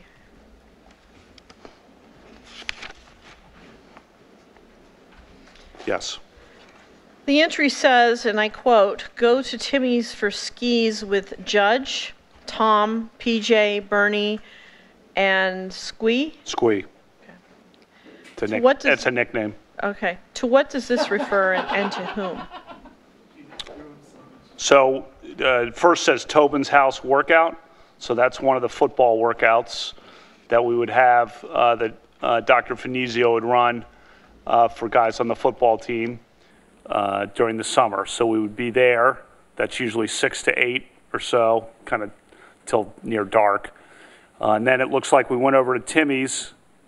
You want to know their last names too? I'm happy to do it. If you could just identify, is Judge Mark Judge? It is. And is PJ Smith? It is. So it's Tim Gaudette, Mark Judge, Tom Kane, PJ Smith, Bernie McCarthy, Chris Garrett. Chris Garrett is Squee? He is. Did you, in your calendar, routinely document social gatherings like house parties or gatherings of friends in your calendar? Yes, it certainly appears that way. That's what I was doing in the summer of 1982, and you can see that reflected on several of the entries. If a gathering like Dr. Ford has described had occurred, would you have documented that? Yes, because I documented everything, those kinds of events, even small get-togethers. August 7th is another good example where I documented a small get-together. So that was a party piece. So, yes. August 7th. Could you read that? I think that's go to Becky's Matt, Denise, this Lori, is also just more filibustering. Jenny. Why don't they just say we're not going to do the other 5 minutes? And so we can all wrap this up. Well, because then you'd get all the Democrats talking in a row and it'd be much more interesting. July and August of 1982. I have. Is there anything that could even remotely fit what we're talking about? How about July 7th, Columbia? No. Columbia. What is that? What is involved with that, July 7th, As a lawyer Columbia? and a judge, we've talked about the FBI. Are you aware that this type of offense would actually be investigated by local police? Yes, I mentioned Montgomery County Police earlier, yes. Okay. Are you aware that in Maryland there is no statute of limitations that would prohibit you being charged even if this happened in 1982? That's my understanding. Have you at any time been contacted by any members of local police agencies regarding this matter? No, ma'am. Prior to your nomination for Supreme Court, you've talked about all of the female clerks you've had and the women that you've worked with. I'm not just talking about them. I'm talking about globally. Have you ever been accused, either formally or informally, of unwanted sexual behavior? No. And when I say informally, I mean just a female complains. It doesn't have to be to anybody else but you. No. Since Dr. Ford's allegation was made public, how many times have you been interviewed by the committee? It's been a 3 or 4. Oh, he can't remember? He can't remember? It's been several times. Each of these new things, absurd as they are, we get on the phone and kind of go through them. So have you submitted 2 interviews specifically about Dr. Ford's allegation? Yes. And what about Deborah Ramirez's allegation that Yes. you waved your penis in front of her? Yes. What about Julie Swetnick's allegation that you repeatedly engaged in drugging and gang raping or allowing women to be gang raped? Yes. Yes, I've been interviewed about it. Okay. Were your answers to my questions today consistent with the answers that you gave to the committee in these various interviews? Yes, ma'am. Okay. I see I'm out of time. Senator Durbin. Thank you, Mr. Chairman. Judge Kavanaugh, Nice earlier of her today, to Dr. pay Christine attention Ford to sat those in that same chair. 5 minutes. And under oath, she said clearly and unequivocally that she was the victim of sexual assault at your hands. She answered our questions directly, and she didn't flinch at the prospect of submitting herself to an FBI investigation of these charges. We know, and I'm sure she's been advised by her attorneys, that a person lying to the FBI can face criminal prosecution. You have clearly and unequivocally denied that you assaulted Dr. Ford. With that statement, you must believe that there is no credible evidence or any credible witness that could prove otherwise. You started off with an impassioned statement at the beginning, and I can imagine, try to imagine what you have been through or your family's been through, and I'm sure I wouldn't get close to it. But it was an impassioned... No, you wouldn't. I'm sure I wouldn't. It's an impassioned statement. And in the course of it, you said, I welcome any kind of investigation. I quote you. I welcome any kind of investigation. I've got a suggestion for you. Right now, turn to your left in the front row. To Don McGahn, counsel to President Donald Trump. Ask him to suspend this hearing and nomination process until the FBI completes its investigation of the charges made by Dr. Ford and others and goes to bring the witnesses forward and provides that information to this hearing. I'm sure that the chairman at that point will understand that that is a reasonable request to finally put to rest these charges if they are false, Good for or to Durbin. prove them if they are not. You spent 2 years in the Whitehouse office that approved judicial nominees. You turned to the FBI over and over and over again for their work. Let's bring them in here and now. Turn to Don McGahn and tell him it's time to get this done. An FBI investigation is the only way to answer some of these questions. Stop the clock. This committee Grassley is running this hearing. I'm not going not to the White allow- House, not Don McGahn, not even you as a nominee. I'm not going to allow him to answer your question. We are here today. All our hands are tied. Because Dr. Ford asked for an opportunity here. I know you did too as well. In fact, maybe even before she did. We're here because people wanted to be heard from charges that they all thought were unfair, or activities like sexual assault was unfair. So I want to assure Senator Durbin, regardless of what you say to Senator Don McGahn, we're not suspending this hearing. He's not a senator. Proceed to answer the question, or whatever, or if the gentleman. I'll just say this. If you, Judge Kavanaugh, turn to Don McGahn and to this committee and say, for the sake of my reputation, my family name, and to get to the bottom of the truth of this, I am not going to be an obstacle to an FBI investigation, I would hope that all the members of the committee would join me in saying we're going to abide by your wishes and we will have that investigation. I welcome whatever the committee wants to do because I'm telling the truth. I want to know what you want to do. I'm telling the truth. I want to know what you want to do, Judge. I'm innocent.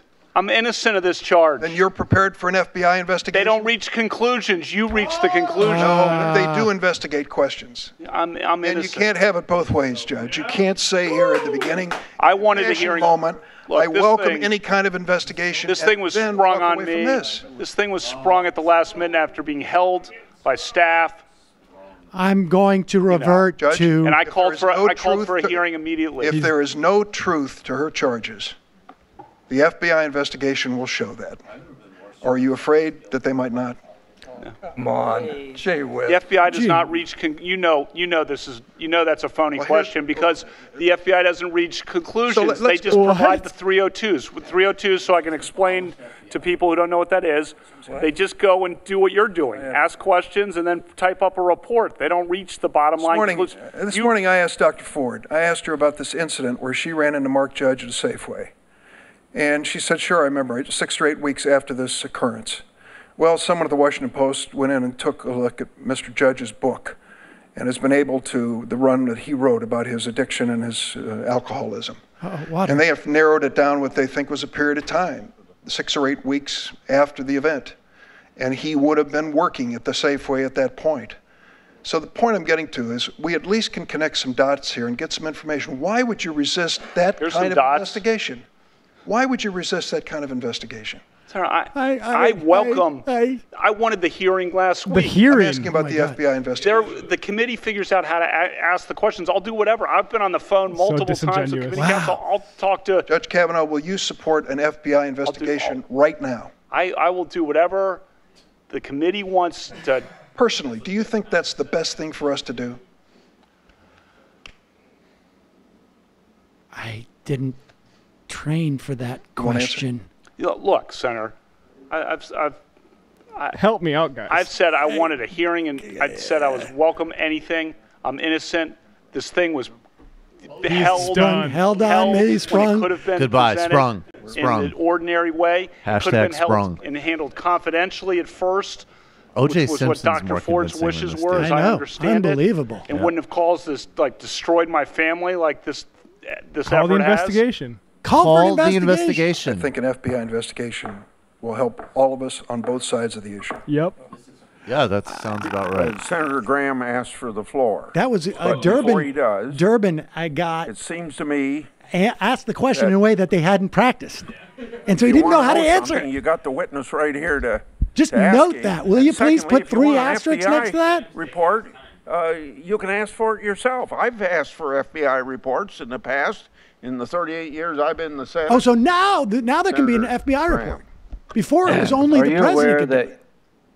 at 9:23 on the night of July the 9th, the day you were nominated to the Supreme Court by President Trump, Senator Schumer said, 23 minutes after your nomination, I will oppose Judge Kavanaugh's nomination with everything I have. I have a bipartisan, and I hope a bipartisan majority will do the same. Lindsey Graham's the stakes are trying simply to win too that high primary. for anything less. Well, if you weren't aware of it, you are now. Did you meet with Senator Dianne Feinstein on August 20th? I did meet with Senator Feinstein. Did you know that her staff had already recommended a lawyer to Dr. Ford? I did not know that. Did you know that her and her staff had this allegations for over 20 days? I did not know that at the time. Wait a second. If you wanted an FBI investigation, you could have come to us. What you want to do is destroy this guy's life, hold this seat open, and hope you win in 2020. You've said that, not me. You've got nothing to apologize for. When you see Sotomayor and Kagan, tell them that Lindsay said hello, because I voted for them. I would never do to them what you've done to this guy. This is the most unethical sham since I've been in politics. And if you really wanted to know the truth, you sure as hell wouldn't have done what you've done to this guy. Are you a gang rapist? No. I cannot imagine what you and he your seemed family a little have gone surprised through. by his answer. Boy, y'all want power. God, I hope you never get it. I hope the American people can see through this sham. Lord. That you knew about it and you held it. You had no intention of protecting Dr. Ford. None. She's as much of a victim as you are. God, I hate to say it, because these have been my friends. I think sort of the victim. Let me tell you, when it comes to this, you're looking for a fair process. You came to the wrong town at the wrong time, my friend. Do you consider this a job interview? What? The advice and consent role is like a job. You consider that you've been through a job interview. Right. I've been through a process of advice and consent under the Constitution. Which would you say you've been through hell? I've been through hell and then some. This is not a job interview. Yeah. This is hell. This is going to destroy the ability of good people to come forward because of this crap. Your high school yearbook. You have interacted with professional women all your life, not one accusation. You're supposed to be Bill Cosby when you're a junior and senior in high school. And all of a sudden you got over it. It's been my understanding in college that if you drug women and rape them for 2 years in high school, you probably don't stop. Here's my understanding. If you lived a good life, people would recognize it, like the American Bar Association has the gold standard. His integrity is absolutely unquestioned. They He is stopped very listening to the circumspect ABA, in I his think, during personal conduct, the Bush harbors years, no I'm biases pretty sure. or prejudices. He's entirely ethical, is a really decent person. He is warm, friendly, unassuming. He's the nicest person. The ABA. The one thing I can tell you, you should be proud of. Ashley, you should be proud of this. That you raised a daughter who had the good character to pray for Dr. Ford. To my Republican colleagues, if you vote no, you're legitimizing the most despicable thing I have seen in my time in politics. You want this seat? Is he getting more than 5 minutes? I hope you never get it. I hope you're on the Supreme Court. That's exactly where you should be. And I hope that the American people will see through this charade. And I wish you well, and I intend to vote for you, and I hope everybody who's fair-minded will. Senator Whitehouse. That was an effective grandstand. I got to hand it to him. It was a very effective grandstand. It was better than having... Let things settle a little bit after that? If you want to, we'll take a 60-second break. No, I'm good. Okay, go ahead. I'm good. It was sprung on him. One of the reasons, Mr. Kavanaugh, that we are looking at the yearbook is that it is relatively consistent in time with the events at issue here. And because it appears to be your words, is it in fact your words on your yearbook page?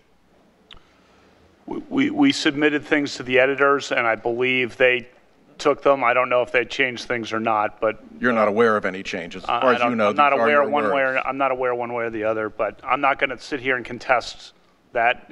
Have at it if you want to go through my yearbook. Yeah, I'm actually interested. You know, lawyers should be working off of common terms and understand the words that we're using. I think that's a pretty basic principle among lawyers. Wouldn't you agree? It is. If you're worried about my yearbook, have at it, Senator. Let's look at Beach Week Ralph Club biggest contributor. What does the word Ralph mean in that? That probably refers to throwing up. I'm known to have a weak stomach, and I always have. In fact, the last time I was here, you asked me about having ketchup on spaghetti.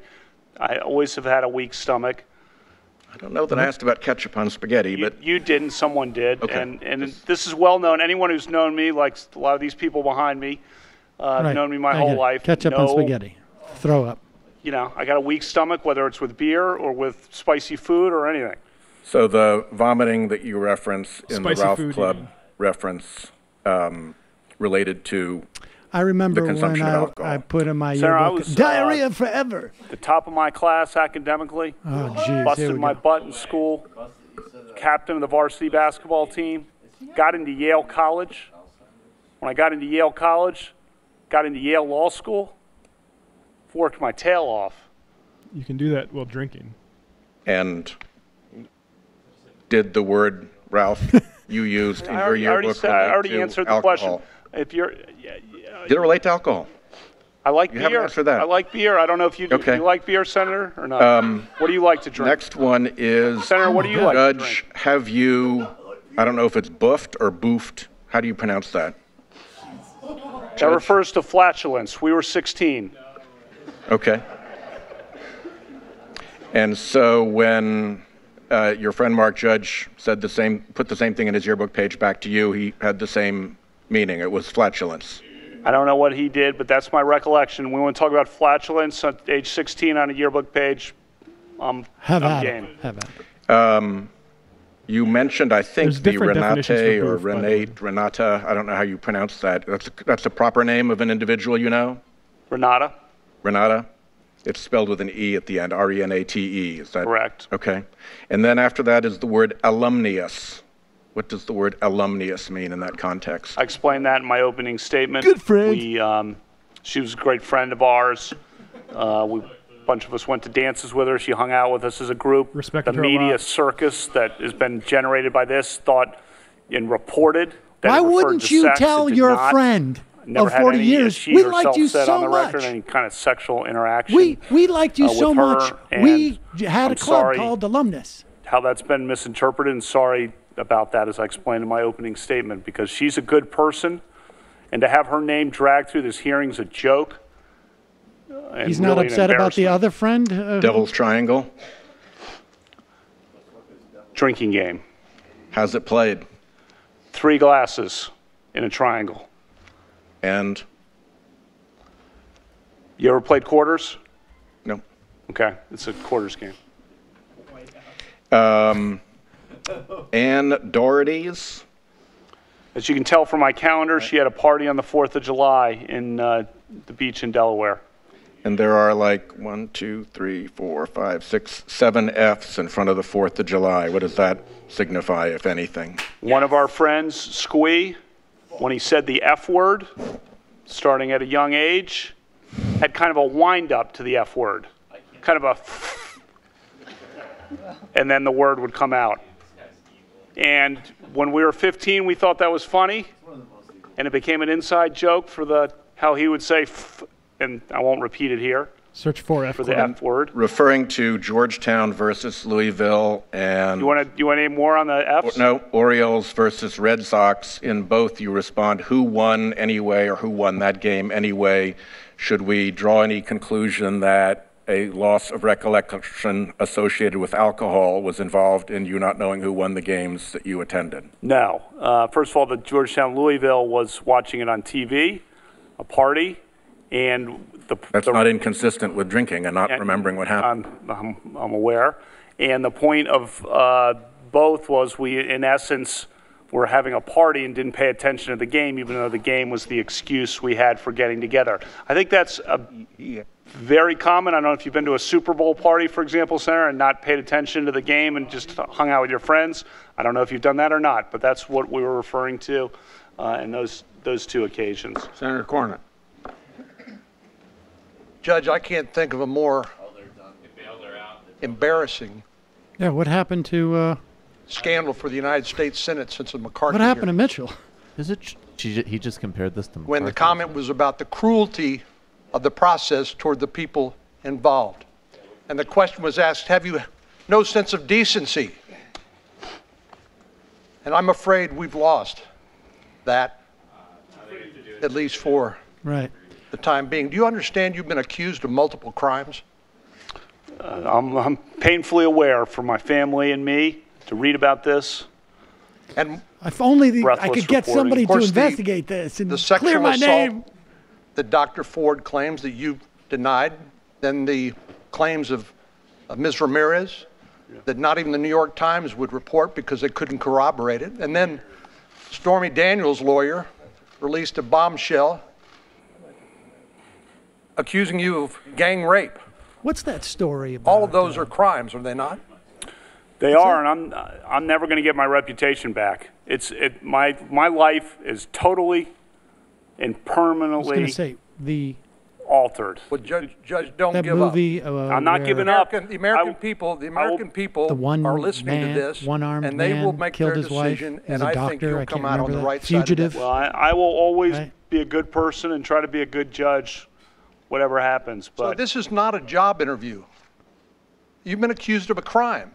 If you have lied to the committee and the investigators, that is a crime in and of itself, correct? That is correct. So in order to vote against your nomination, we would have to conclude that you are a serial liar. Yeah. And you have exposed yourself to legal jeopardy in your interaction with this committee and the investigators. I love it. Isn't that correct? That's my understanding. You talked in your interview on with Martha McCollum the other night about a fair process. Some of my colleagues across the aisle say, well, the burden is not on the accuser because this is a job interview. The burden is on you, but you said you weren't there and it didn't happen. It's impossible for you to prove a negative. So I would just suggest that you have been accused of a crime and that a fair process under the United States Constitution and our notion of fair play means that the people who make an accusation against you have to come forward with some evidence. Isn't that part of a fair process? Yes, sir, Senator. And part of that means that if you're going to make an allegation, there needs to be corroboration. In other words, you're not guilty because somebody makes an accusation against you in this country. We're not a police state. We don't give the government that kind of power. We insist that those charges be proven by competent evidence. And I know we're not in a court. I've told my colleagues if we were in court, half of them would be in contempt of court. But you have been accused of a crime, and I believe fundamental notions of fair play and justice in our constitutional system require that if somebody's going to make that accusation against you, then they need to come forward with some corroboration, not just allegations. How about bringing in some witnesses? Not just allegations and FBI about requests. The delays in your ability to come here and protect your good name. Because in the interim, it just keeps getting worse. It's not Dr. Ford. It's this story that not even the New York Times would report, the allegation of Ms. Ramirez. And then Stormy Daniels' lawyer comes up with this incredible story accusing you of the most sordid and salacious conduct. It's outrageous, and you're right to be angry. But this is your chance to tell your story, and I hope you have a chance to tell us everything you want to tell us, but the burden is not on you. You just took the 5 minutes worth of questioning. The allegations made. The burden under our system, when you accuse somebody of criminal conduct, is on the person making the accusation. Now, I understand this isn't a trial, like I said, but I just wanted to make sure that we understood. It's hard to reconstruct what happened 36 years ago, and I appreciate what you said about Dr. Ford, that perhaps she has had an incident at some point in her life, and you are sympathetic to that. But your reputation is on the line, and I hope people understand the gravity of the charges made against you and what a fair process looks like. Senator Klobuchar. Thank you, Mr. Chairman. Judge, we're talking here about decency, and you understand we have this constitutional duty to advise and consent. And for me, when this Cornyn evidence just spent the entire 5 minutes not letting him I decided that I needed tell his to story. look at this, and I needed to find out about it, and I needed to ask you questions about it, as well as others that were involved. So again, I'm not going to take quite the same approach as my colleagues here and talk about Don McGahn or any of this. Why don't you just ask the president? Dr. Ford can't do this. We clearly haven't been able to do this. But just ask the president to reopen the FBI investigation. I think the committee is doing, you're doing the investigation. I'm here to answer your questions. Wow. And I should say one thing, Senator Klobuchar, which is I appreciate our meeting together, and I appreciate how you handled the prior hearing, and I have a lot of respect for you. Well, thank you. All of that aside, here's the thing. You could actually just get this open so that we can talk to these witnesses and the FBI can do it instead of us. And you've come before us, but we have people like Mark Judge, who Dr. Ford says was a witness to this. We have this polygraph expert that my colleagues were raising issues about the polygraph. We would like to have that person come before us. And I just think if we could open this up. I don't mean to interrupt, but I guess I am. But Mark Judge has provided sworn statements saying this didn't happen and that I never did or would do. But we would like the FBI to be able to follow up and ask him all three questions. accusers have also provided sworn statements. Past nomination processes, and you talked about those. And I note that President George Bush, in the Anita Hill Justice Thomas case, he opened up the FBI investigation and let questions being asked, and I think it was helpful for people. So was his decision reasonable? I don't know the circumstances of that. What I know, Senators, the circumstances are that he opened up the investigation so the FBI could ask some questions. That's what he opened up the background check. I'm here to answer questions about my yearbook or about, beer.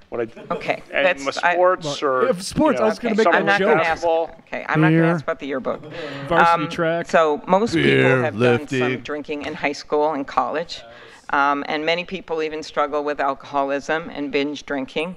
My own dad struggled with alcoholism most of his life, and he got in trouble for it, and there were consequences. He is still in AA at age 90, and he's sober. And in his words, he was pursued by grace, and that's how he got through this. So in your case, you have said here and other places that you never drank so much that you didn't remember what happened.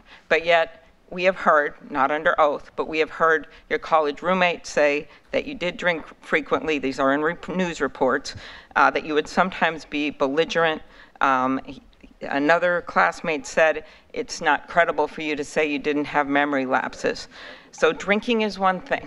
I actually don't think that's the second quote's correct. On the first quote, if you wanted, I provided some material that's still redacted about the situation with the freshman year roommate.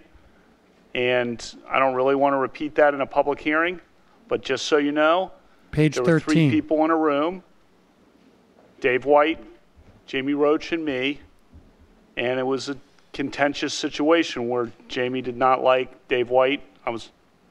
At all. And I mean this. Okay. So Dave White came back from home one weekend, and Jamie Roach had moved all his furniture out into the courtyard. He's maligning his college roommate. Saying his college roommate has a vendetta against him. So drinking is one thing. And there's much more. Look at the redacted portion of what I said. I don't want to repeat that in a public hearing. I will. Could I just ask one more question? Redacted information about that. Okay. Drinking is one thing, but the concern is about truthfulness. And in your written testimony, you said sometimes you had too many drinks. Was there ever a time when you drank so much that you couldn't remember what happened or part of what happened the night before? No, I remember what happened, and I think you've probably had beers, Senator, and So you're saying there's never been a case where you drank so much that you didn't remember what happened the night before or part of what happened? You're asking about, blackout. I don't know. Have you? I don't know. Have you? What is Could you answer the question, Judge? That's not happened. Is that your answer? Yeah, and I'm curious if you have. I have no drinking problem, Judge. Yeah, nor do I. Okay, thank you. What does he think he's accomplishing? Hatch. What the fuck is Since the this matter with this? FBI He just got a note. coming Don't be up such a all the dick. time. Yeah. Let's get back to basics. Flash of white First of power all, sign. anybody, including any senator that's brought up this issue, could ask for an FBI investigation. What the FBI does is gather information for the White House, then the files sent to the committee for us to make our own evaluations. We're capable of making our own determination about the accuracy of any of those allegations. The FBI has put out a statement over, now I suppose it's a month ago, clearly stating this matter is closed as far as the letter being sent to them, and there is no federal crime to investigate. If Senate Democrats hope for the FBI to draw any conclusions on this matter, I'm going to remind you what Joe Biden said. Now, I said this in my statement, but maybe people aren't listening when I say it. Maybe they won't even hear this. What? Joe Biden, quote, "The next person who refers to an FBI report as being worth anything obviously doesn't understand anything. The FBI explicitly does not in this or any other case reach a conclusion, period. They say, he said, she said, they said, period." So when people wave an FBI report before you or even bring it up now as something prospectively, that wasn't in his quote. Understand they do not reach conclusions. They do not make recommendations. Senator Hatch. Mr. Chairman. No, don't take a break. Mr. Chairman. Let me do this. May I say for the record that actually we have asked, you said that nobody's asked the FBI or we could ask the FBI. I actually have, I think others have, and I think that the issue is that part of what an FBI report does is to investigate and seek either corroborating or exculpatory evidence. It's not so much the conclusion that it draws as the breadth of the evidence that is sought out through the investigation and the difference between what somebody might say to an FBI agent when they're being examined, and for instance, Mr. Judge's letter signed by his lawyer sent in, it's just a different thing. Schoolhouse Rock. I believe still that this is the first background investigation in the history of background investigations. Letter is signed by his lawyer? That hasn't been reopened when new credible derogatory information was raised about the subject, about the nominee. So I just didn't want to let the point you made stand without referencing what we had tried to do. Pardon me, but I'll just add to the point you made. The letter was sent to the FBI. The FBI sent it to the White House with a letter saying the case is closed. We're taking a break now. Senator, we're taking a break now. 15-minute break. So there we are. How many more do we have? I think probably like 3, right? We have yet to hear from Kamala Harris. We have yet to hear from Cory Booker. Is there any more Democrats that Coons and Blumenthal? I mean, is that Joni Ernst in the back? Is that no? Is it? I mean, I think we now have a clear sense of what the strategy is here. Lindsey Graham was effectively killed 5 minutes. John Cornyn effectively killed 5 minutes. They have apparently jettisoned the assistant female, right? The female assistant. They've decided that's not going to happen. We're not going to have the prosecutor. We're not going to bring out the prosecutor for the guy because it's been too emotionally draining for Judge Kavanaugh. To what extent could she just totally Frankly, not do her I job? think they should just keep saying, like, why will you not say investigate the FBI? And phrase that in a myriad of different ways, like Durbin did, that stumped him because he clearly practiced that question. And he had the answer from a couple of different ways, but asking questions like, do you think people looking at this, most people would want the FBI to investigate in this situation? Do you think most people looking at this would say, no, I don't want an FBI investigation?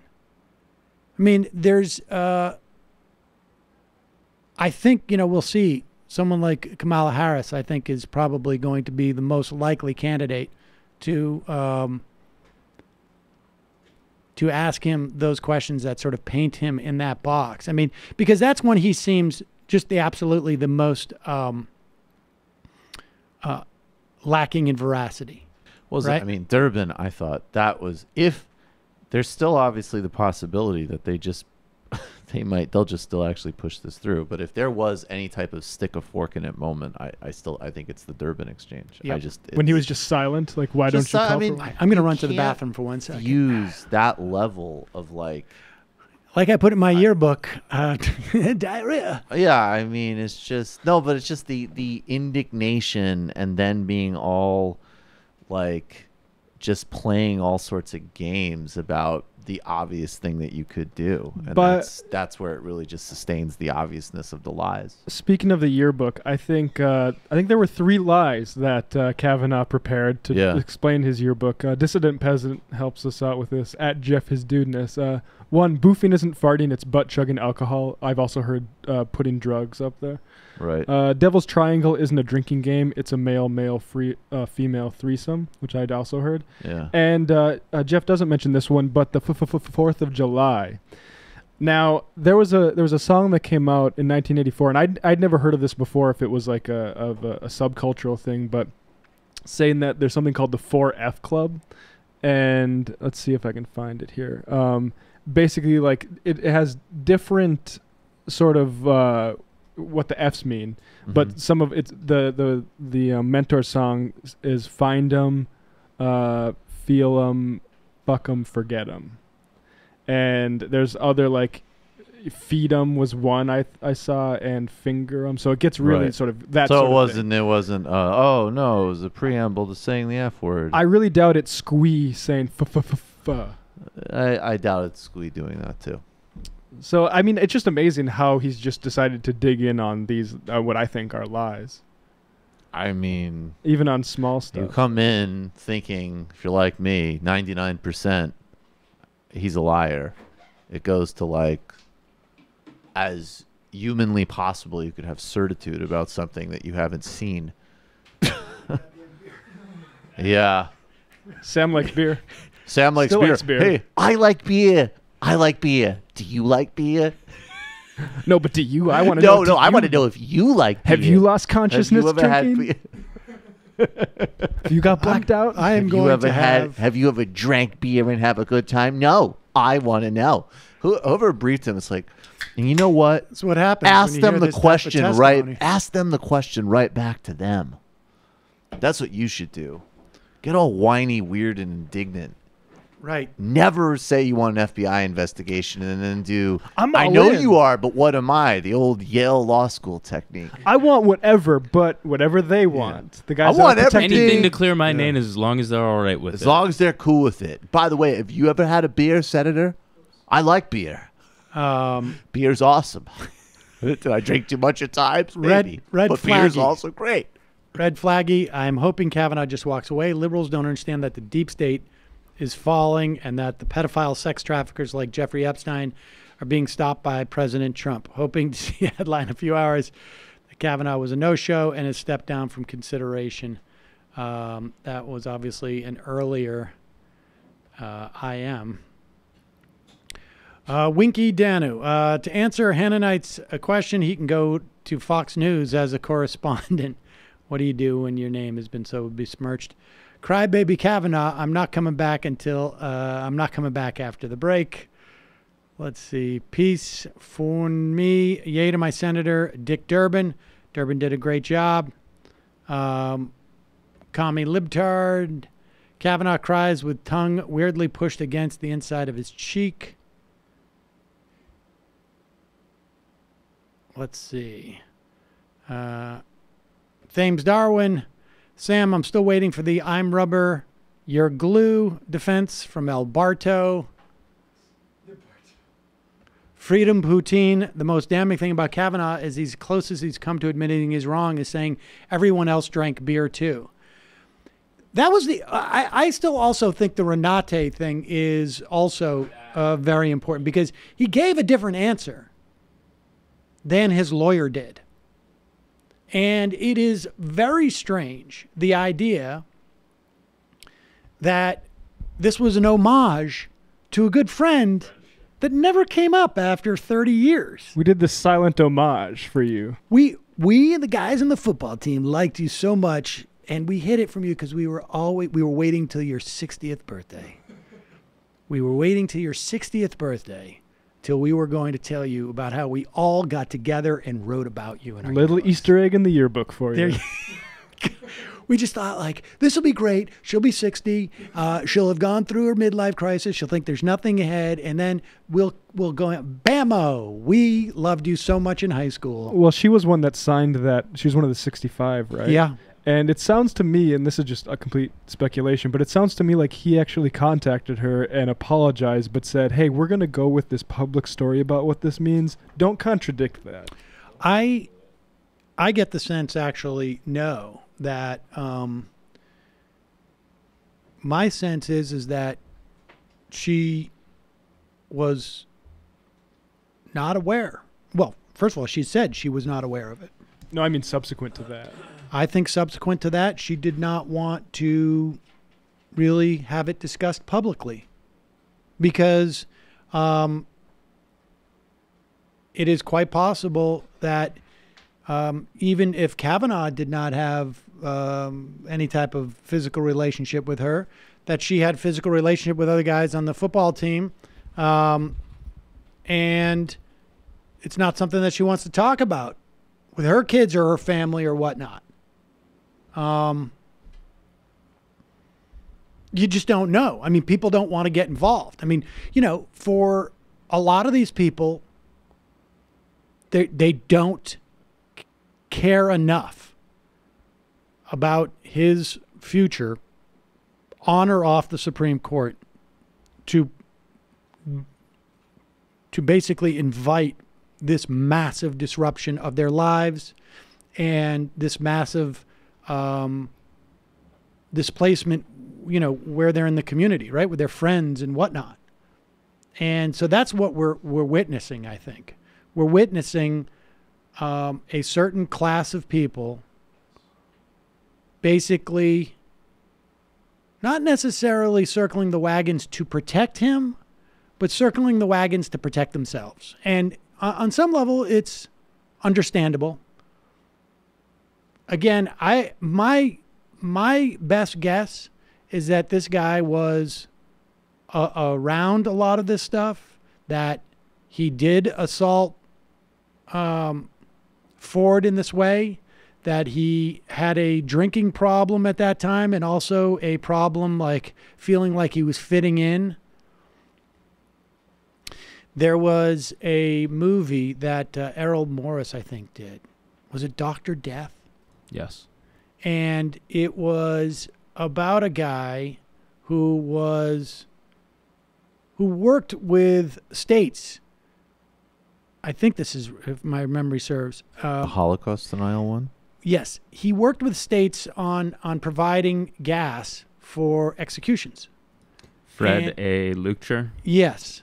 And he made a comment at one point that was picked up by Holocaust deniers that implied that there's no way they could have had these gas chambers in Germany. And he became a hero, and he was so desperate to have like any type of status and a position, in Friends, and some type of that he just went along with it, even though like he sort of said like, well, they misinterpreted what I said. And you get the sense that Kavanaugh is that type of figure as a young guy. And there's nothing in his adult life that really doesn't sort of like contradict that.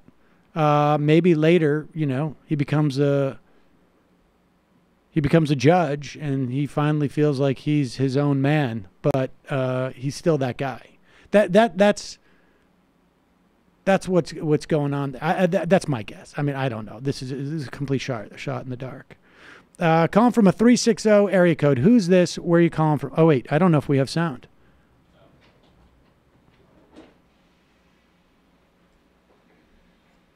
Let's see.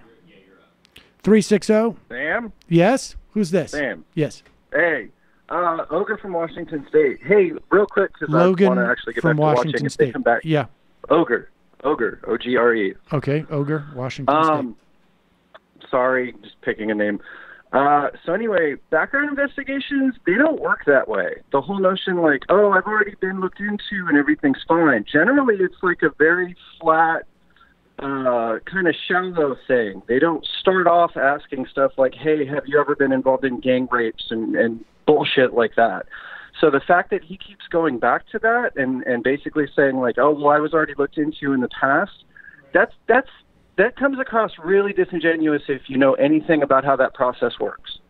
Let's also be clear. The FBI, in the time from when Kavanaugh, Ford made her or made her basically her accusations public, a week and a half ago now, right? Between those 10 days, the FBI could have interviewed every single person who has come up in this conversation multiple times. Multiple times the FBI could have done this. I agree. They could have gotten all the records from the safe. They could have done all of it. Yeah, I'm sorry. The other thing I wanted to point out, and if you watch Ford's testimony this morning and then the way that he's getting away with filibustering so damn bad now, anytime that she even tried to search her memory for something, because you could tell it was coming across very genuinely that she was trying to be accurate, that she didn't want to say something or misspeak because she cares about the process. That's the feeling I got. Grassley's ass would immediately, stop the clock, all that bullshit. Meanwhile, this dude's been carrying on about beer and hops and all this other garbage. Like, it's so frustrating to watch this shit. I feel like I'm channeling Judy Gold, and I want to start just fucking cursing. Well, I understand the feeling. I appreciate the call, Ogre. Let's go to... they don't have fun. 266. 266. Yeah. Hello. 266. They come here to say, asking me, how come they didn't call us? Right? They didn't have the call. Yeah, So you're the messenger. Call us. What's that? Wow. Happened yesterday. All right. Twice. Wow. All right. Let's go to a... I don't know what this is. 491. I've never seen a number this long ever. 4915. Who's this? Come from a 49 area code? 491? 516? That was strange. David Enrick, a finance editor at New York Times, tweets out, based on extensive interviews by me and Kate Kelly with Kavanaugh's former Georgetown prep classmates, what he just said about the meanings of boofed and devil's triangle is not true. Really? Yeah, and when you were away, I said boofed means taking either alcohol or drugs anally, and devil's triangle is a male, female threesome.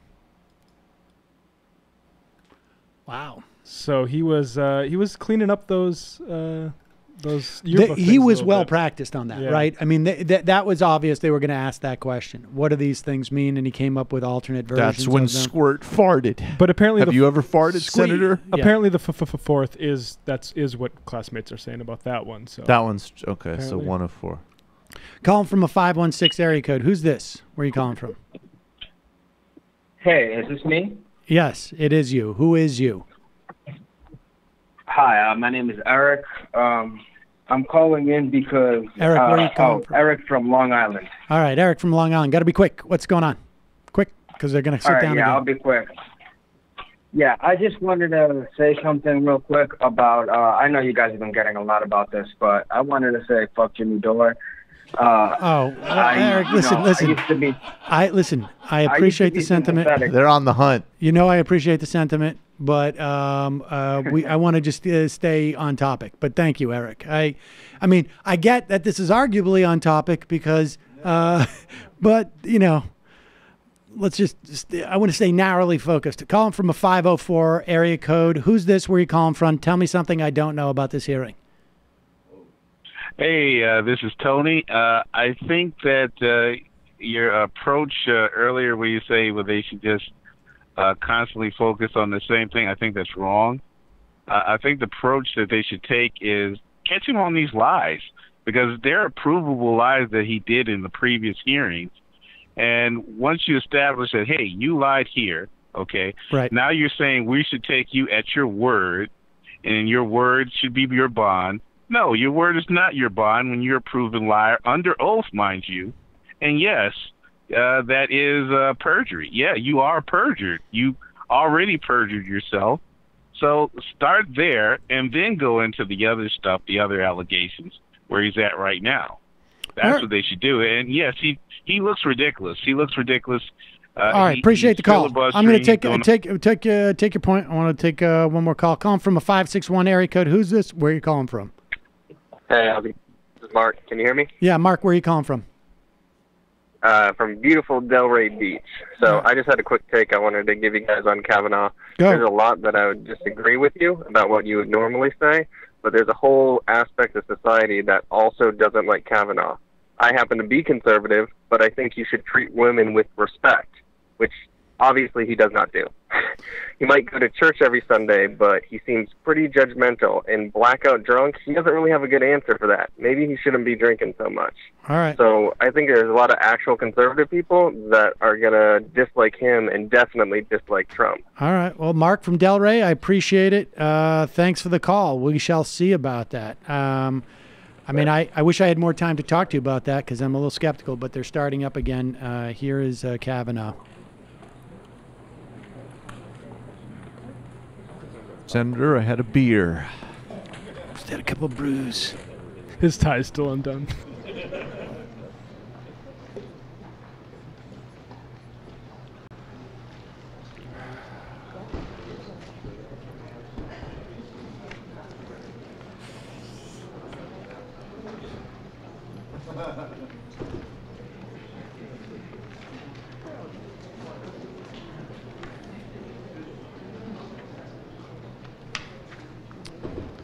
Secret notes from Mark Judge.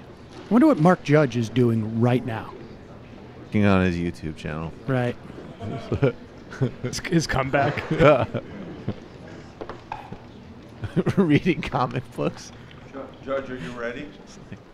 I am ready. And can I say one thing? Yes.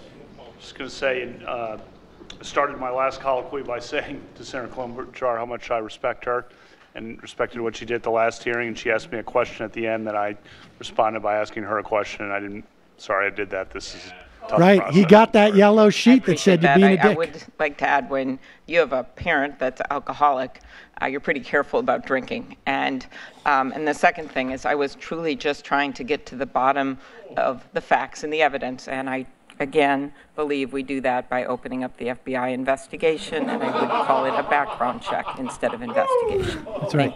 Do you like FBI investigations? Well, thank you, Judge. Welcome. We're Do you happy like to have FBI here. investigations? My friend from where the heck is? My friend from Arizona emphasized. Where's poor Rachel we Mitchell? have before us today, two human beings, Dr. Ford and Judge Kavanaugh. They deserve, each of you deserves to be treated fairly and respectfully.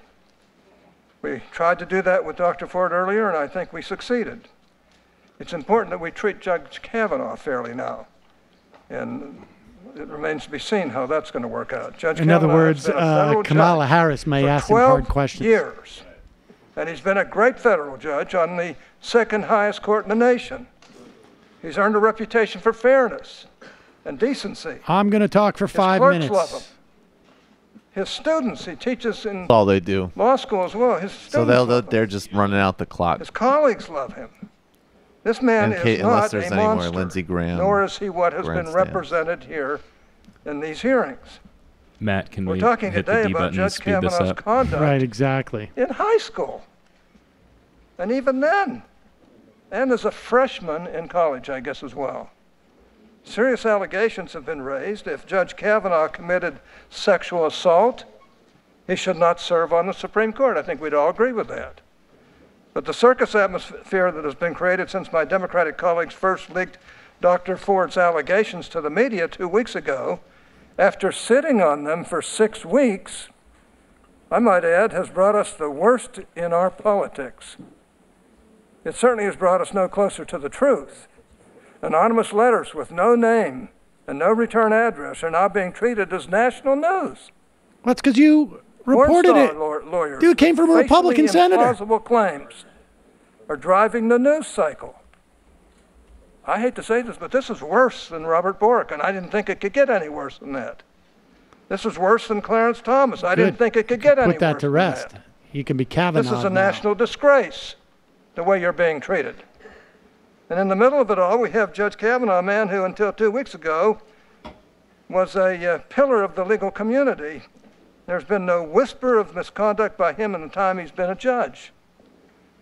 What we have are uncorroborated, unsubstantiated claims from his teenage years. Claims that every alleged eyewitness has either denied or failed to corroborate. I do not mean to minimize the seriousness of the claims. I'm doing that, but I don't mean claims, to. But the search for truth has to involve more than bare assertions. Like Dr. Ford, Judge Kavanaugh deserves fair treatment. He was an immature high schooler. What? So were we all. That he wrote or said stupid things sometimes does not make him a sexual predator. I understand the desire of my colleagues to tear down this man at any cost. I do understand it. But let's at least be fair and look at the facts or the absence thereof. Guilt by association is wrong. Immaturity does not equal criminality. That Judge Kavanaugh drank in high school or college does not make him guilty of every terrible thing that he's recently been accused of. A lifetime of respect and equal treatment ought to mean something when assessing allegations that are flatly inconsistent with the course of a person's entire adult life. With those comments, Judge, I'd just like to ask you a few questions, if I can, about how, and if you can be short in your answers, it'd help me get through a bunch of them, about how this process has unfolded. When did you first learn of Dr. Ford's allegations against you? It was a week ago Sunday, one Washington Post story. Isn't that amazing? Did the ranking member raise these allegations in your one-on-one meeting with her last month? She did not. Did the ranking member raise them at your public hearing earlier this month? No. Did the ranking member raise them at the closed session that followed the public hearing? She was not there. Did the ranking member or any of her colleagues raise them in the 1,300 written questions that were submitted to you following the hearing? No. When was the first time that the ranking member or her staff asked you about these allegations? Today. When did you first hear of Ms. Ramirez's allegations against you? In the period since then, in the New Yorker story. Did the ranking member or any of her colleagues or any of their staffs ask you about Ms. Ramirez's allegations before they were leaked to the press? No. When was the first time that the ranking member or any of her colleagues or any of their staff asked you about Ms. Ramirez's allegations? Today. I think it's a disgrace between Senator Coons. Thank you, Mr. Chairman. Judge Kavanaugh, today's hearing is about Dr. Ford's serious allegations about sexual assault. You have unequivocally denied those claims, but we're here today to assess her credibility and yours. And in our previous vigorous exchanges in the previous confirmation hearing rounds, I found that your answers, at times vigorously defended, but at other times struck me as evasive or not credible on key issues. And it's against that backdrop that I'm seeking to assess your credibility today. You said in your opening that rule of law means taking allegations seriously, and I agree with that. It brings me no joy to question you on these topics today, but I do think they're serious, and I think they are worthy of our attention. So let me, if I can, return to a line of questioning my colleague was on before. which was about whether you've ever gotten aggressive while drinking or forgotten an evening after drinking. Those are two different questions. I've already answered the second one. As to the first, I think the answer to that is basically no. I don't know really what you mean by that. Like, what are you talking about?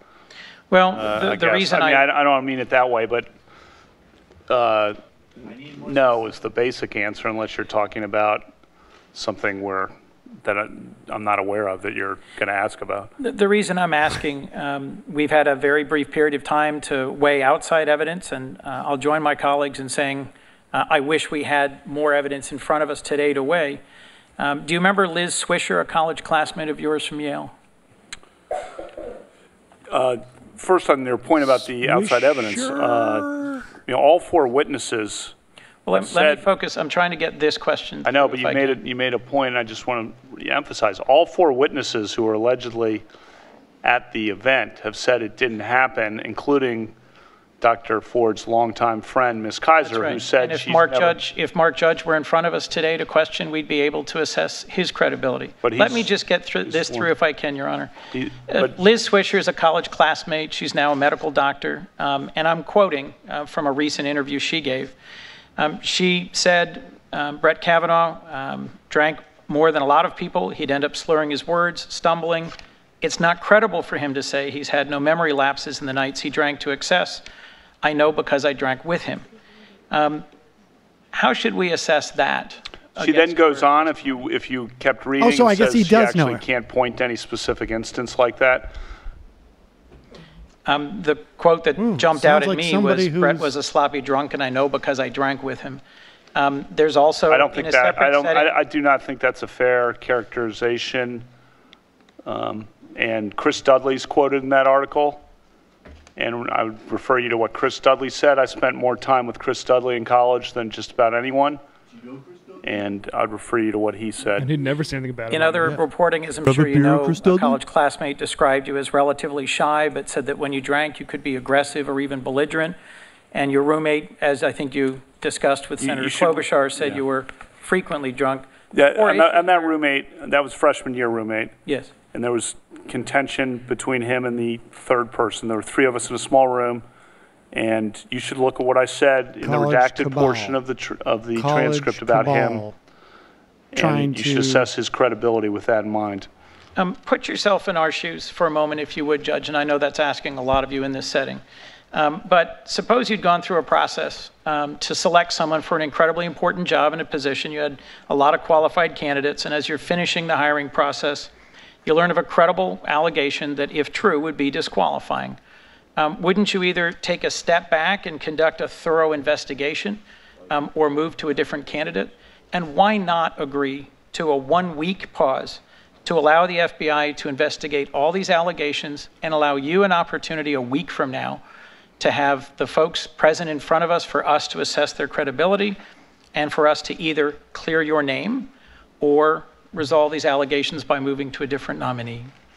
All four witnesses who were alleged to be at the event said it didn't happen, including Dr. Ford's longtime friend, Ms. Kaiser, who said that she didn't know me and that she does not recall ever being at a party with me, with or without Dr. Ford. What I've struggled with, Judge Kavanaugh, is the absence of a fair, federal law enforcement-driven, nonpartisan process to question the various people who I think are critical to this. My concern, should you move forward, is what it will do to the credibility of the court and how that may well hang over your service. I understand your concern about this, Senator, my but I wish reputation you would has join been- us in calling for an FBI investigation for 1 week to clear or confirm some of these allegations.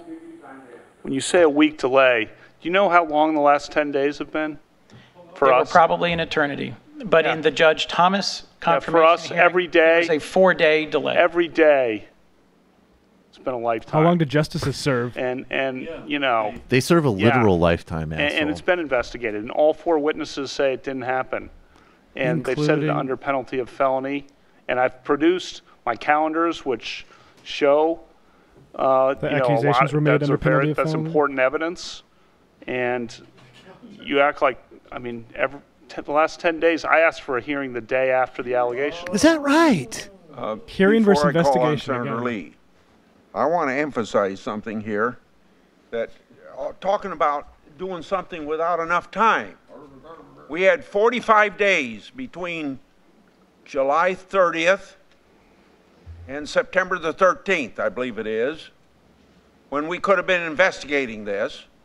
And in regard to this candidate, if you take the average of 65 to 70 days between the time that a person is announced by the president and the Senate votes on it, is about 65 to 70 days. And here we are at about 85 to 90 days. You got to be close.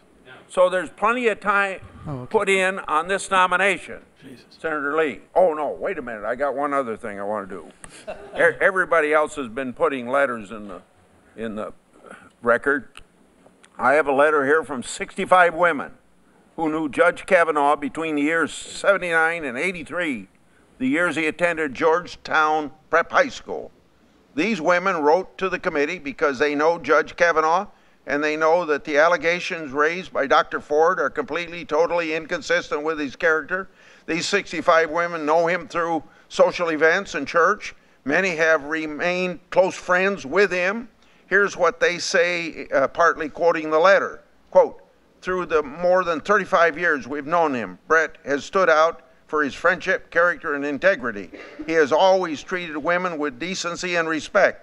That was true in high school, did and it secret remains true to homages this day. to us that we In never closing, knew they about. wrote, Judge Kavanaugh, quote, has always been a good person. So without objection, I put it in the record. Senator Lee. Judge Kavanaugh, you've been cooperative at every stage of this investigation, both your background investigation and the investigation conducted by this committee. Is that correct? That's correct, Senator. It's also correct that you yourself do not control the FBI or when it conducts an investigation. You are a nominee. You're not tasked with the job of deciding who, when, whether, You're or how also conducts an not investigation. capable of having an opinion on that. Is that correct? That's correct. But at every moment when either we or prior to the committee taking jurisdiction over it, the FBI has asked you questions, you've been attentive and you've been responsive. Isn't that right? That's correct. Throughout my career. I have colleagues today who have repeatedly asked for an FBI investigation. And there are some ironies in this. Ironies that ascend at least two levels. In the first place, at least one of my colleagues, at least one of them, had access to this information many, many weeks before anyone else did, had the ability, and I believe the moral duty and obligation, to report those facts to the FBI, at which point they could have and would have been investigated by the FBI. And that could have been handled in such a way that didn't turn this into a circus, one that has turned your life upside down and that of your family, and the life of Dr. Ford and her family upside down. I consider this most unfortunate, given that this was entirely within the control of at least one of my Democratic colleagues to do this. The second level of irony here is that while calling repeatedly for an investigation by the FBI, an investigation over which you have no ability to control, by the way, an investigation you have no authority to call for, while calling for an investigation, we're in the middle of a conversation that involves questions to you. And so I ask my Democratic colleagues, if you have questions for Judge Kavanaugh, ask him. He's right here. If that's really what you want is the truth, ask him questions right now. If you have questions of other witnesses, then for the love of all that is sacred and holy, participate in the committee investigations that have been going on, Ask him if he likes as you have beer. not been participating, with the committee staff investigating the outside witnesses. If someone really were interested in the truth, this is what they would do.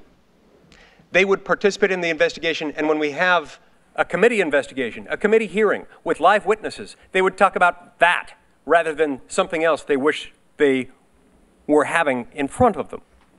If what they want is a search for the truth, then now is their choice. If, on the other hand, what they want to do is delay this until after the election, which at least one of my colleagues on the Democratic side has acknowledged, then that might be what they would do.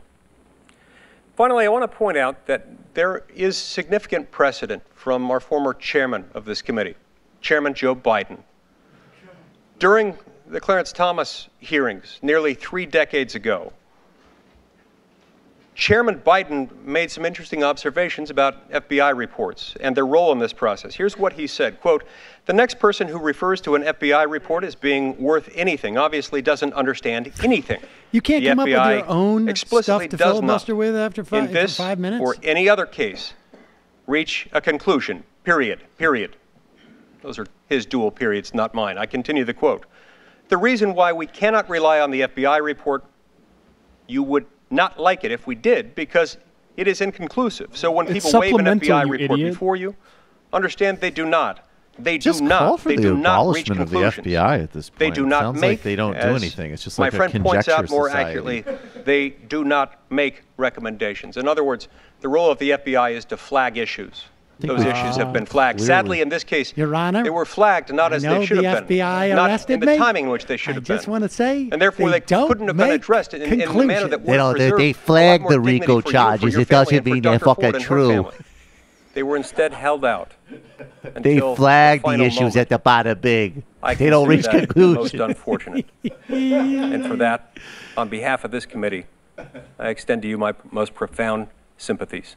And my most profound sympathies to Dr. Ford and her family Did as he well. almost say sympathy? Mr. Chairman, since we don't have enough slots for everyone, can I have the last minute of Senator Lee so that Senator Kennedy can be recognized? Judge, we did 38 hours in public with you. Did we have any private hearings with you? Yes. Was that a fun time for you? When senators could ask questions that are awkward or uncomfortable about potential alcoholism, potential gambling addiction, credit card debt, if your buddies floated you money to buy baseball tickets. I'd like Did you to hear enjoy about that that time we stuff. spent in here late one night? I'd like to hear about that. I'm always happy to cooperate with the committee. That's charitable. Were you ever Why asked were there about any questions sexual allegations when we had that time in here with you alone? Why can't we No. hear about the gambling and the... Did the ranking member already have these allegations for, I guess this would have been September 6 or 7? And the letter was written on July 30th. A recommendation was made by the ranking member or her staff to Dr. Ford. And by the way, I think now Dr. they Ford all have to is feel a like they victim. have to get... And I think she's been through They hell. got a top Lindsay I'm now. very sympathetic to her. Watch and But learn. did the ranking Fucking member's amateurs. staff, did we hear today, make a recommendation to hire a lawyer and she knew all of that? Say hola And to yet we had a Puerto hearing Rican. here Yeah, I with you, voted for her. and That's none right. of these things were asked. But then once the process was closed, once the FBI investigation was closed, once we were done meeting in public and in private, then this was sprung. What is Feinstein saying I just wanna about make sure this, I have by the way? The dates What's her line? correct, right? She we've got was 35 trying plus to keep it days quiet.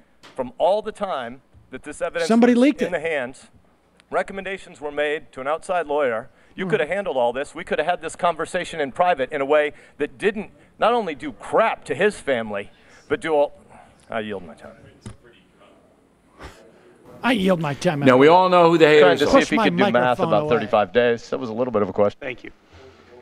Push my Thanks, microphone Mr. away Chairman. and finish Good my afternoon, performance. Judge Kavanaugh.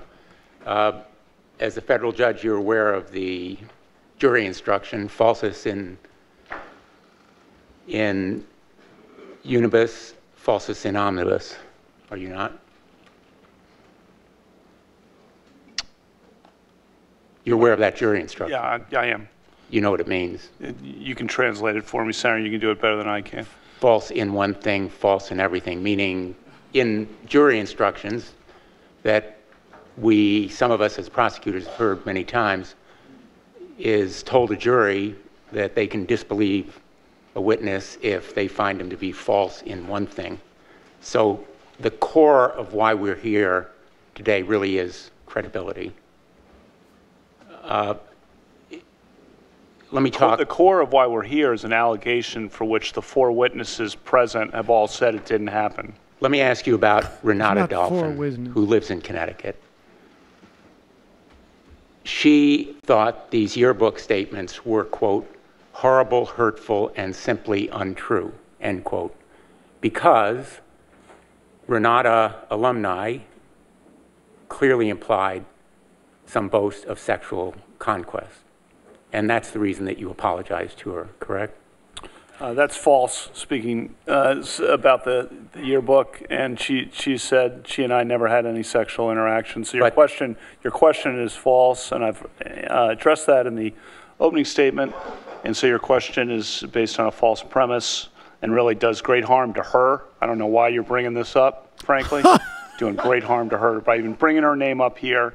Wow. Is really unfortunate. This is not the way. I thought this was when you investigated these. Right. In that way. Well, implying what you're implying about by a number of your football friends at the time as boasting of sexual conduct. That's the reason that I'm bringing it up. And yeah, no, it's false. You're implying that. Look what you're bringing up right now about her. Look what you're doing. Chairman, I ask that these interruptions not be subtracted from my time. Yeah, ask your question and then She's a great person. She's always been a great person. We never had any sexual interaction. By bringing this up, you're just dragging her through the mud. It's just unnecessary. Who was dragging it through the mud when they put it in the yearbook? No, that was an homage. Thank you, Mr. Chairman. You've made reference, Judge, to a sworn statement, I believe, by Mark Judge to the committee. Is that correct? Why are you bringing that up? Made why are you reference to bringing what that Mark name up to Judge's him? lawyer sent to the committee. He's a writer. It's not a sworn statement, is it? Under penalty of felony? Well, it's a statement signed by his lawyer, Barbara Van Gelder. It is 6 cursory and conclusory sentences. Are you saying that that is a substitute for an investigation by the FBI or some interview by the FBI under oath?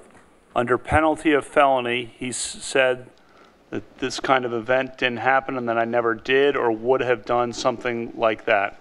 As a federal judge, you always want the best evidence, don't you? Senator, he has said, and all the witnesses present, look at Ms. Kaiser's statement. She's Dr. Let me move on to friend. another topic. You've testified to this committee. This is good. Why bother? This morning, this afternoon, quote, this whole 2-week effort has been a calculated and orchestrated political hit fueled with apparent pent-up anger about President Trump and the 2016 election, fear that has been unfairly stoked about my judicial record, revenge on behalf of the Clintons, and millions of dollars in money from outside left-wing opposition groups.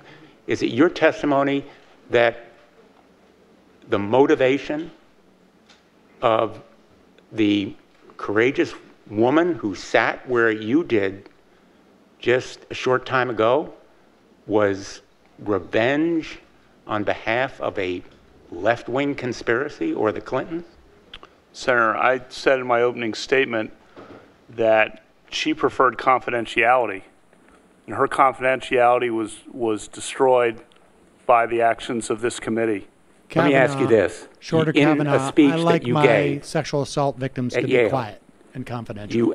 You described, quote, falling out of the bus onto the front steps of the Yale Law School at 4:45 a.m. I wasn't describing me. I organized, Senator, let me finish here, please. I organized a third-year end-of-school party for 30 of my classmates to rent a bus to go to Fenway Park in Boston, which was about a 3-hour trip. I bought all the tickets.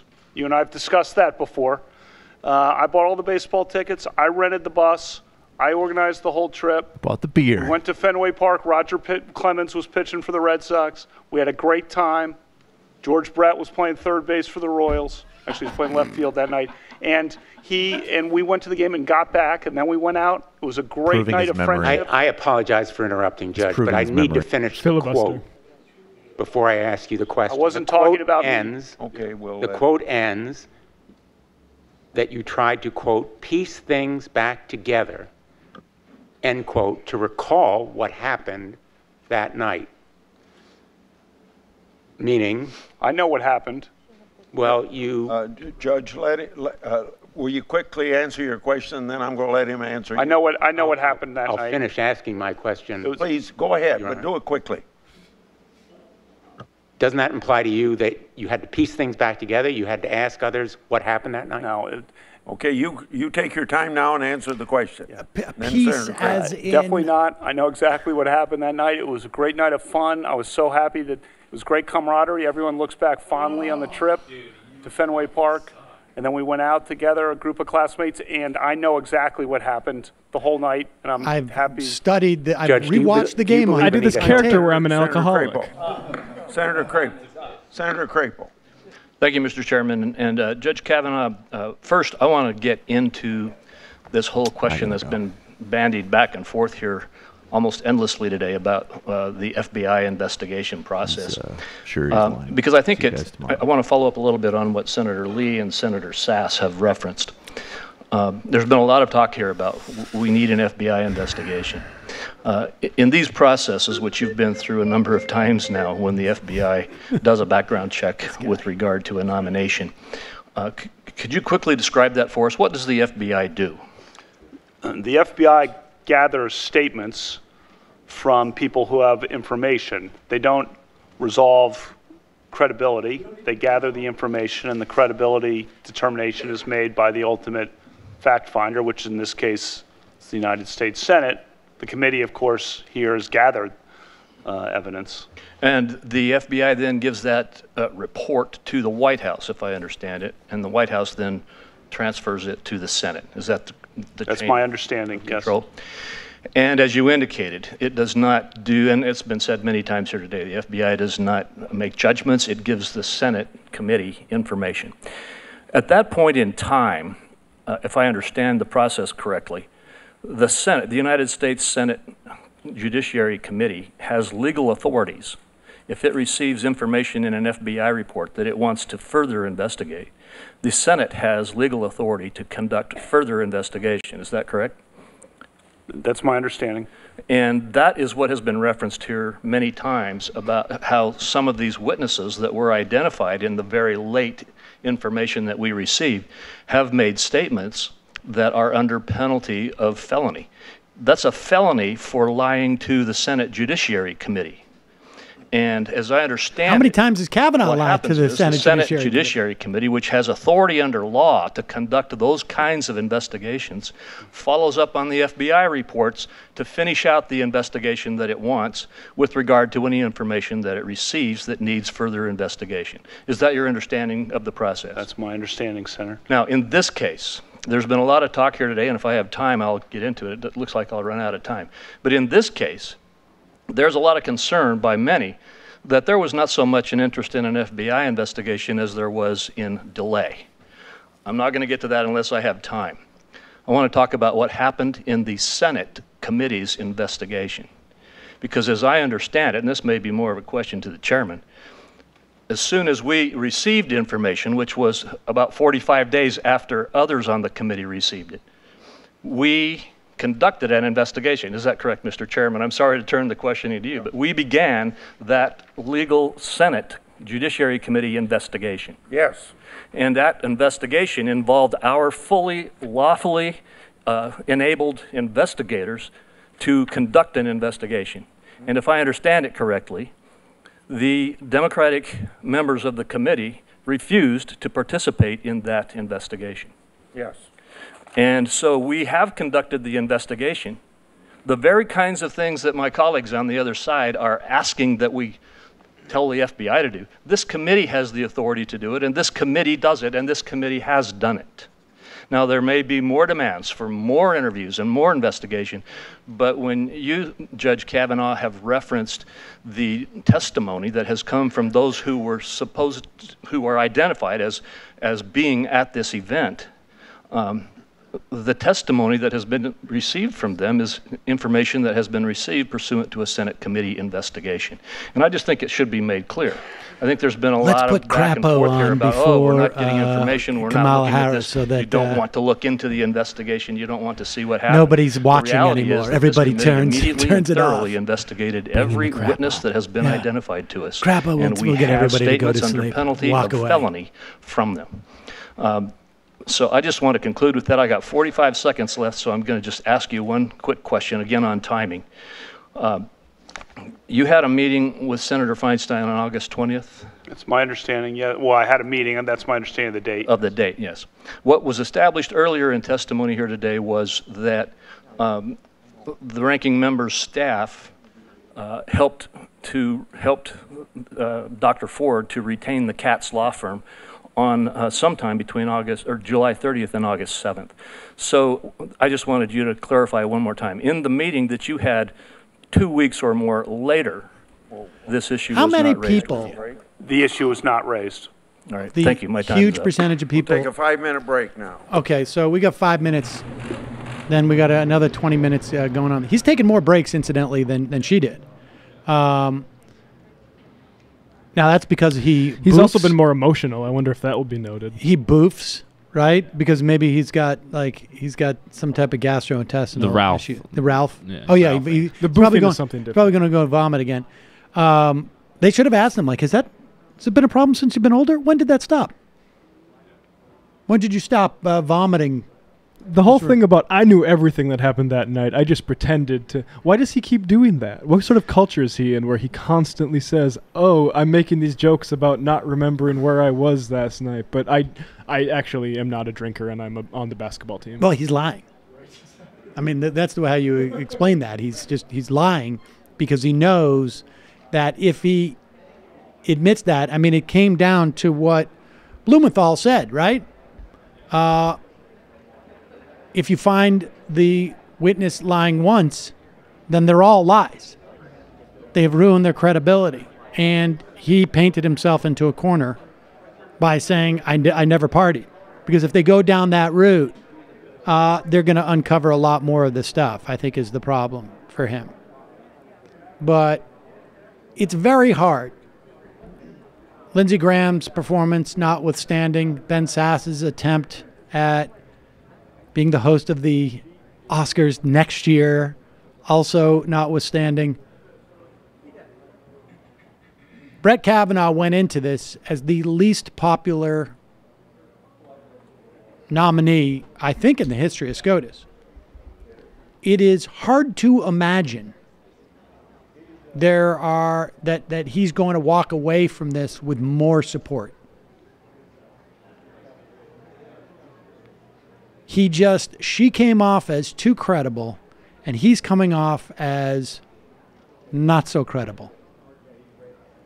Apparently, the Wikipedia for Devil's Triangle was edited by someone in the House. Yes, to say by an IP address that was in the House. A drinking game enjoyed by Brett Kavanaugh. To be honest, like that they said it was a drinking game enjoyed by Brett Kavanaugh makes me think it might be a Democrat staffer. I don't know.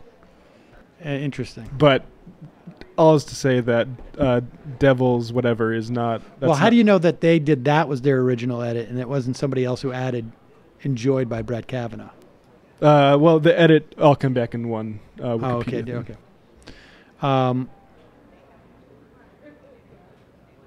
We should. Oh, we have yes. Oh my gosh, that's great. Thank you so much. Yeah. Oh my God. Here comes the cavalry. Sit and watch. We have fans of the show who live in the environment here that we work in, the greater environment. This has been, we've been on air for quite a while. We're at like 8 hours. 3 hours now for the second one. Broadcasting? Thank you so much. That was very sweet of you. Thank you. Thank you. We are in we got to be in hour 8 now. We started at 10. Well, we did about 4 hours and 20 minutes on the first one. And we're 3 hours now. 3 hours straight. Yeah. All right, let's just keep an eye on that. You can go 8 hours on a record for live. No, dude. You can go 4. You can go 4. We got cut off on the first one. Yeah. We lost the first 15 minutes on the first one. From the first one. Will we ever get that material back? Well, people can listen to it on the podcast. We also have it recorded locally, so we can probably just upload the thing. Let's upload afterwards. that first part. Yeah, let's do that. Not to give Matt more work to do. Stop trying to breeze through this. We may start 10, 15 minutes late tomorrow. I think that's legit. We can poll the fan base, see what they I mean, God knows what we'll have to talk about tomorrow. Let's take a couple of Well, here, let me go to the phones. Calling from a 509 area code. Who's this? Hey, Sam. It's Ronald Reagan. Ronald Reagan. Long time no talk to.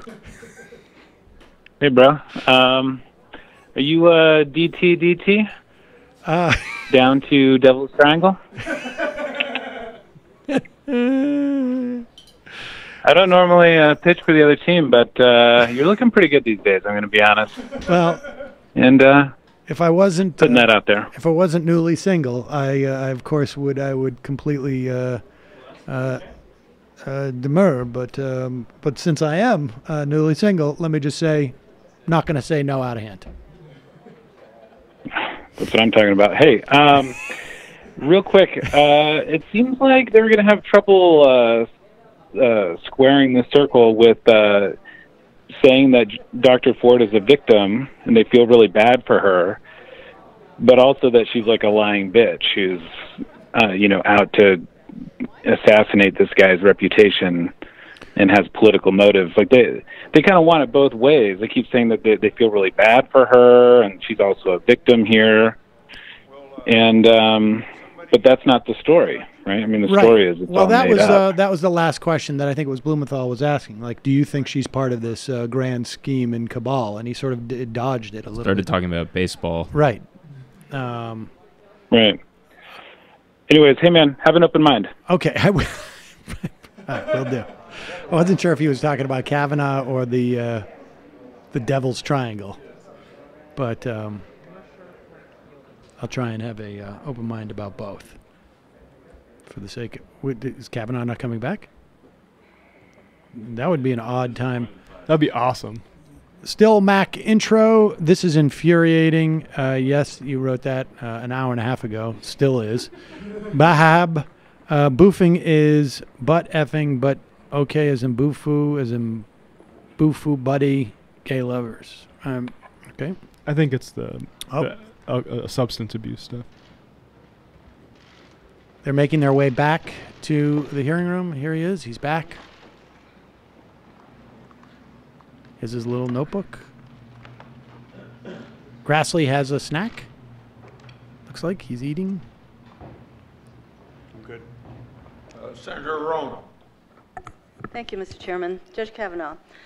My colleagues on the other side are accusing the Democrats of some sort of political conspiracy, but that's because they want us to distract. They want to distract us from what happened here this morning. And what happened here this morning was that we heard from Dr. Christine Ford, who spoke to us with quiet, raw, emotional power about what happened to her. She said she was 100% certain that it was you who attacked her. And she explained how she came forward, how she struggled with her decision, how she wanted the president to know so that he could make a better choice. So when you and my colleagues on the other side accuse us of ambushing you with false charges, I think we all have to remember Dr. Ford's testimony and her courage. Let me go back to something you just said in your opening. You said you thought at your first hearing the Democrats were an embarrassment. We asked you a lot of questions in those days. And which of our questions do you think were an embarrassment? I asked you about dissents you had written as a judge, an amicus brief you wrote as a lawyer, and your knowledge of sexual harassment and abuse by your close friend and mentor, Alex Kozinski. All valid questions in this setting. They are valid because this is a job interview for one of the most important positions of trust in this country. And earlier you agreed that this process of advice and consent is really a job interview. Certainly not a criminal trial. There's certainly no entitlement for you to be confirmed to the Supreme Court. Ooh. Are credibility, character, and candor of a nominee things for us to consider in your job interview? I think my whole life is subject to consideration.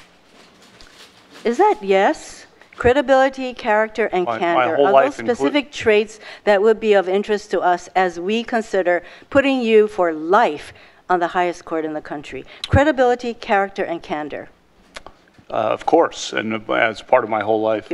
Is temperament also an important trait for us to consider? You can't even. For 12 just years, say everyone yes. who's appeared before me on the D.C. Circuit has praised my judicial temperament. That's why I have the unanimous, well-qualified rating from the American Bar Association, and all the people who've appeared before you. So you would agree that temperament is also an important factor for Yes, and us like to the consider. federal public defender who testified to the committee talked about how I was always open-minded and how I'd ruled in favor of unpopular defendants, how I was fair-minded. I think universally, lawyers who've appeared before the rest of DC the So the country answer is may. yes, I am running out of time. You know, we only have 5 minutes, so let me get to something else. In your Fox News interview, you said that you, quote, always treated women with dignity and respect, end quote, and that in high school you never, quote, drank so much that you couldn't remember what happened the night before. Would you say the same thing about your college life? Yes. So I'd like to read you statements from people who knew you in college. Sarah, And can I say Senator one thing? Coons noted that James Roche said, your roommate, although Brett was normally reserved, he was a notably heavy drinker, even by the standards of the time, and he became aggressive and belligerent when he was drunk. So is your former college roommate lying? I would refer you to what I said in the sealed or redacted portion about his relationship with the other two roommates, and I'm going to leave it at that. I will say, Senator, you're asking about college. I got into Yale Law School. That's the top number A's. one law school Drinkers in the country. I had no never connections there. I get got there by into- busting my tail in I feel college. insulted as a Georgetown graduate. Excuse me? Go on. I'm sorry. It's ranked number one. That doesn't mean it's number one. And, you know, in college, two things. A, I studied. I was in cross-campus library every night. And B, I played basketball for the junior varsity. I tried out for the varsity. With the first day I arrived on campus, we had captains' workouts. I played basketball every day, all through. And then as soon as the season was over in late February, captains' workouts started again. Those college obsessed basketball with- players never So played. you were not basketball player. I only have 23 seconds. So you were not as sloppy drunk, and so your roommate was lying. What about Liz I will Busher? refer you again to the redacted portion. I'll say, look at my academic record, and I don't usually like to talk about myself this way, but in response to you know, I worked very hard in college in my studies, and I also played basketball, I did sports, and I also Okay, did wait. socialize. Excuse me, I know that the chairman is going to stop me, but I do have some other references from people who knew you who say that you were not the your basic time choir is board. up. But, hold on. I'm sorry, Mr. Chairman. Senator, tell us. I would like to, Mr. Chairman, okay, I'll wait until we finish because I just want to enter some Oh, you letters can- into yes. the record. Could I do that? It wasn't clear that's It's not what a you were question. doing. I could go on. But, Mr. Chairman, I'd like to enter into the record 4 letters. One is dated September 18th, 2018 to you from all of the Democrats on this committee. Another is a letter dated September 18th to Christopher Wray, the director of the FBI, and Don McGahn, counsel to the president, signed by all the Democrats on this committee. A September 21st letter signed by Chuck Schumer and Dianne Feinstein to the president, and a September 26th letter signed by all the Democrats on this committee, all requesting an FBI investigation, because you did say all we have to do is ask, and the implication being that if we ask, an investigation will happen, and it certainly has not happened. Thank you, Mr. Without Chairman. objection, that will be included. Senator, tell us. Thank you, Mr. Chairman. Judge Kavanaugh, thank you again for being here, and I apologize for what you're going through right now. I can't imagine it. I've gone through a campaign and had a lot of smears, but it pales in comparison to what you've had to deal with. It's a smear. I think one point that I'd like to make from the onset, if we go back and review how this committee process has worked, we've got a lot of work to do. We've had members take it on themselves to release committee confidential documents instead of respecting the process. We've had an allegation held for nearly 7 weeks that would have given us plenty of time to investigate. And then when we finally got the information, I invite everybody, particularly the American public, there is an investigation going on. And a lot of it's been documented. There's a chronology on the website that says that each and every time an allegation was made, the staff followed up on it. And sadly, in several different instances, the Democrats declined to participate. They listened in on at least one interview with you, didn't ask a single question. If they wanted to find other leads and other things to do, why not ask? If you're really trying to get to the facts, if you're really trying to do your job to investigate. We're investigating. It's our job. I think in response to the ranking member's question that Judge Kavanaugh said, I'm here, you're asking me questions. But you know what? When the committee staff, I assume, directed by the ranking member, says, no, we're not going to ask questions of Judge Kavanaugh when he wanted to come in and clear his good name, what are you really after? You may not be after the truth. Maybe you are. Maybe you're after executing some sort of a political agenda. Maybe it's a mix of both. But I think you've been treated unfairly, and I'm amazed that after 32 hours of testimony, 1.5 hours I sat in this room, that none of these questions came up when it was all fully known. Lawyered up, as a matter of fact. I also want to go back to the comments this morning. I think I heard, and we can go back to the record if someone disagrees with me, I think I heard Dr. Ford say that she wasn't aware of the fact that we said we'd come to California, we'd make it confidential, we'll completely depose and ask any questions you want to. I think I heard her say she wasn't aware of that. I don't know where that came with counsel or not, or whether counsel just neglected to tell her counsel, but the fact of the matter is that offer was out there. We were moving heaven and earth and even moving the schedule to get to the truth. We're doing an investigation. We're doing our level best. I hope that the American people who are watching this will go out to the Senate Judiciary website and take a look at this chronology. Take a look at the lack of investigation on the part of the people who want the investigation. It doesn't make a lot of sense. Every opportunity you have to go and question a witness, every opportunity that we've had to find more truth, to find more facts, we've done it. It's documented. We've got sworn statements. We're doing our job. We're doing the committee work. Judge Kavanaugh, I got all A's. I also have to say, I believe that you're a part of, you're the first major target of a new strategy that's developed here.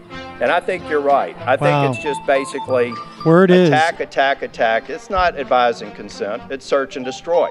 David Axelrod and maybe one of the best evidence of this is one of the websites that they're going to go ahead with a vote tomorrow that are out there attacking on the committee, you and then they're going to vote on Saturday. All of these red herrings has already acquired a URL for the next judge that they're going to attack. If he's confirmed. URL's right here. They've already purchased it. They're ready to go. This is the playbook. This is the way we're going to run this committee from this point forward.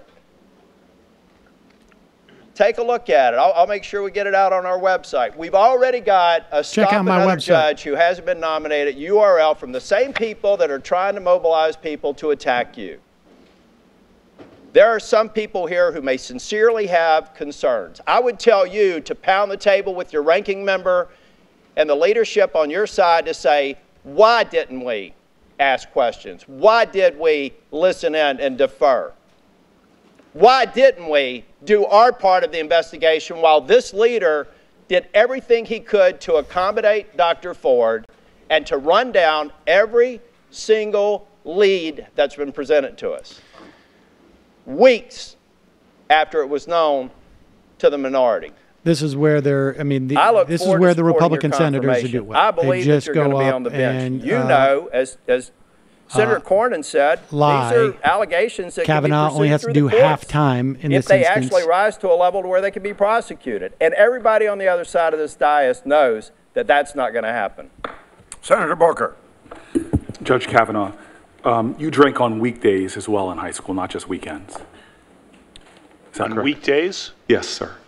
I'd say that's rare. Are you talking about during the school year? I'm talking about the calendars that you provided during these dates. Oh, that's in the summer after a football workout when we went over to. You drank on weekdays, yes or no, sir? In the summer, when we went Get over that thing to Timmy's house I on July 1st, that would indicate July yes. 7th. Yes, in other words, that July 1st reference to skis, went over for skis, that's brewskis, correct?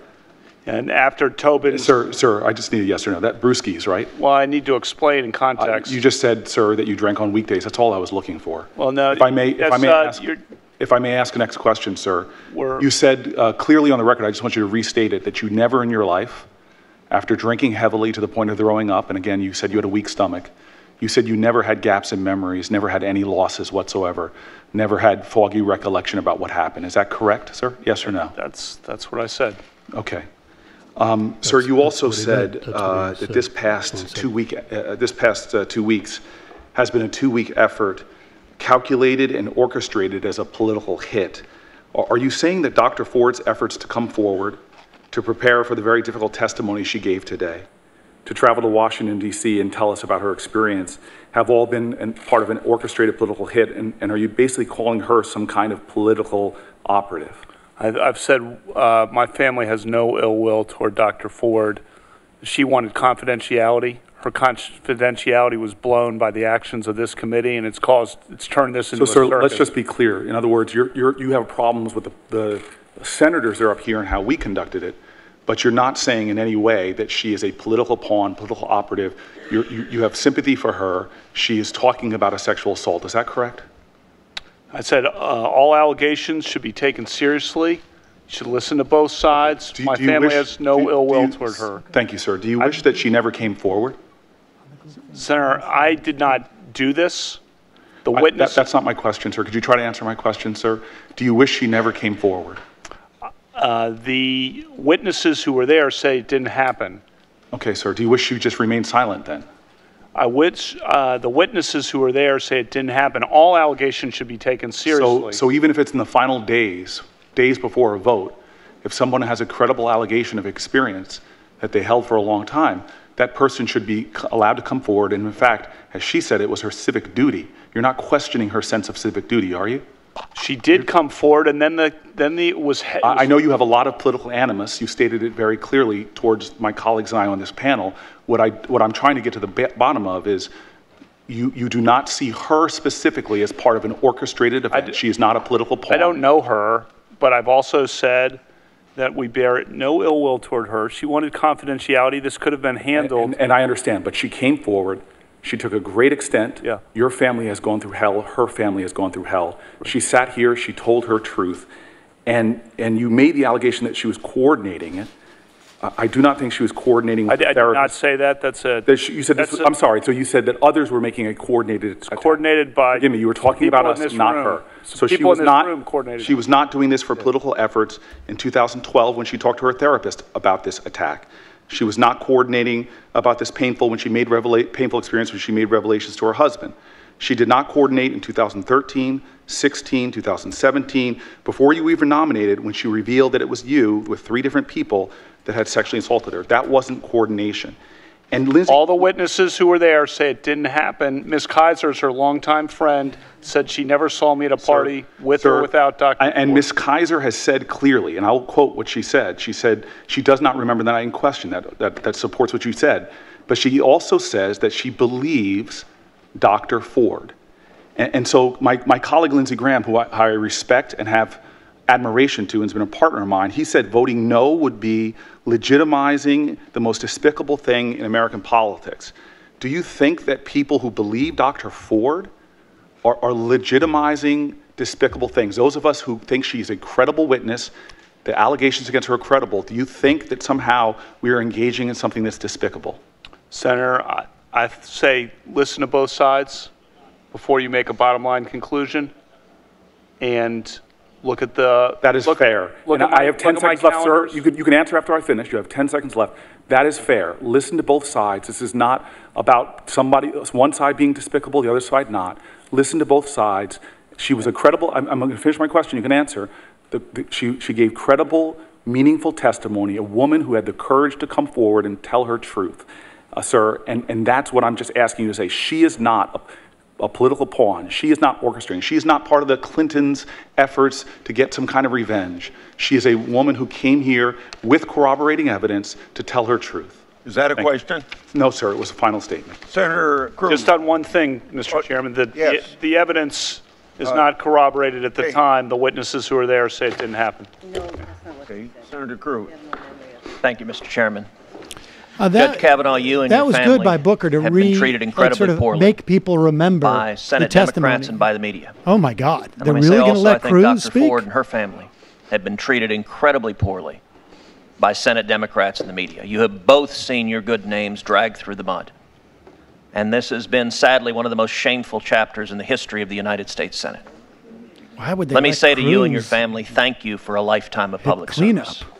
on this? I will say, watching your mother's pained face has been heart-wrenching as she's seen her son's character dragged through the mud after not only your lifetime of public service, but her lifetime of public service as well.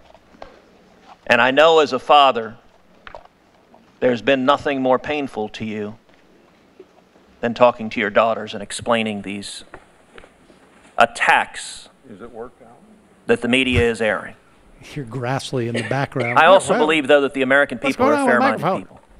That the American people can set aside the partisan warfare of Washington and look to substance and facts. And that is the charge of this committee. Now, there have been 3 different sets of allegations that have dominated the media. I think it's important to note that 2 of those sets of allegations snacks had so little corroboration that even the New York Times, which is no conservative outlet, refused to report on them because they could find no basis for them. That's And it was striking in this entire hearing that not a single Democrat in this committee asked about 2 sets of those allegations. Ms. Ramirez's allegations and the allegations of the client of Mr. Avenatti. Not a single Democrat. I don't know if they were just too embarrassed. Mr. Avenatti's allegations were so scandalous that the ranking member omitted his client's most scandalous accusations of you as a criminal mastermind, essentially. What? Omitted those scandalous accusations from her statement. This hearing has focused, rightly so, on the allegations Dr. Ford presented. And let me say, I think the committee did the right thing in giving Dr. Ford a full and fair opportunity to tell her story. That's what we needed to do when these allegations became public. And the committee treated her with respect, as we should. I do not believe Senate Democrats have treated you with respect. What do we know? We know that her testimony and your testimony are in conflict.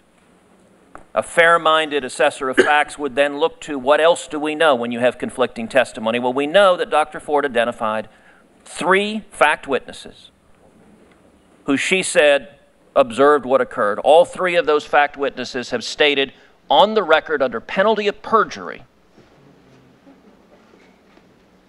that they do not recall what she is alleging happening. They have not only not corroborated her charges, they have explicitly refuted her charges.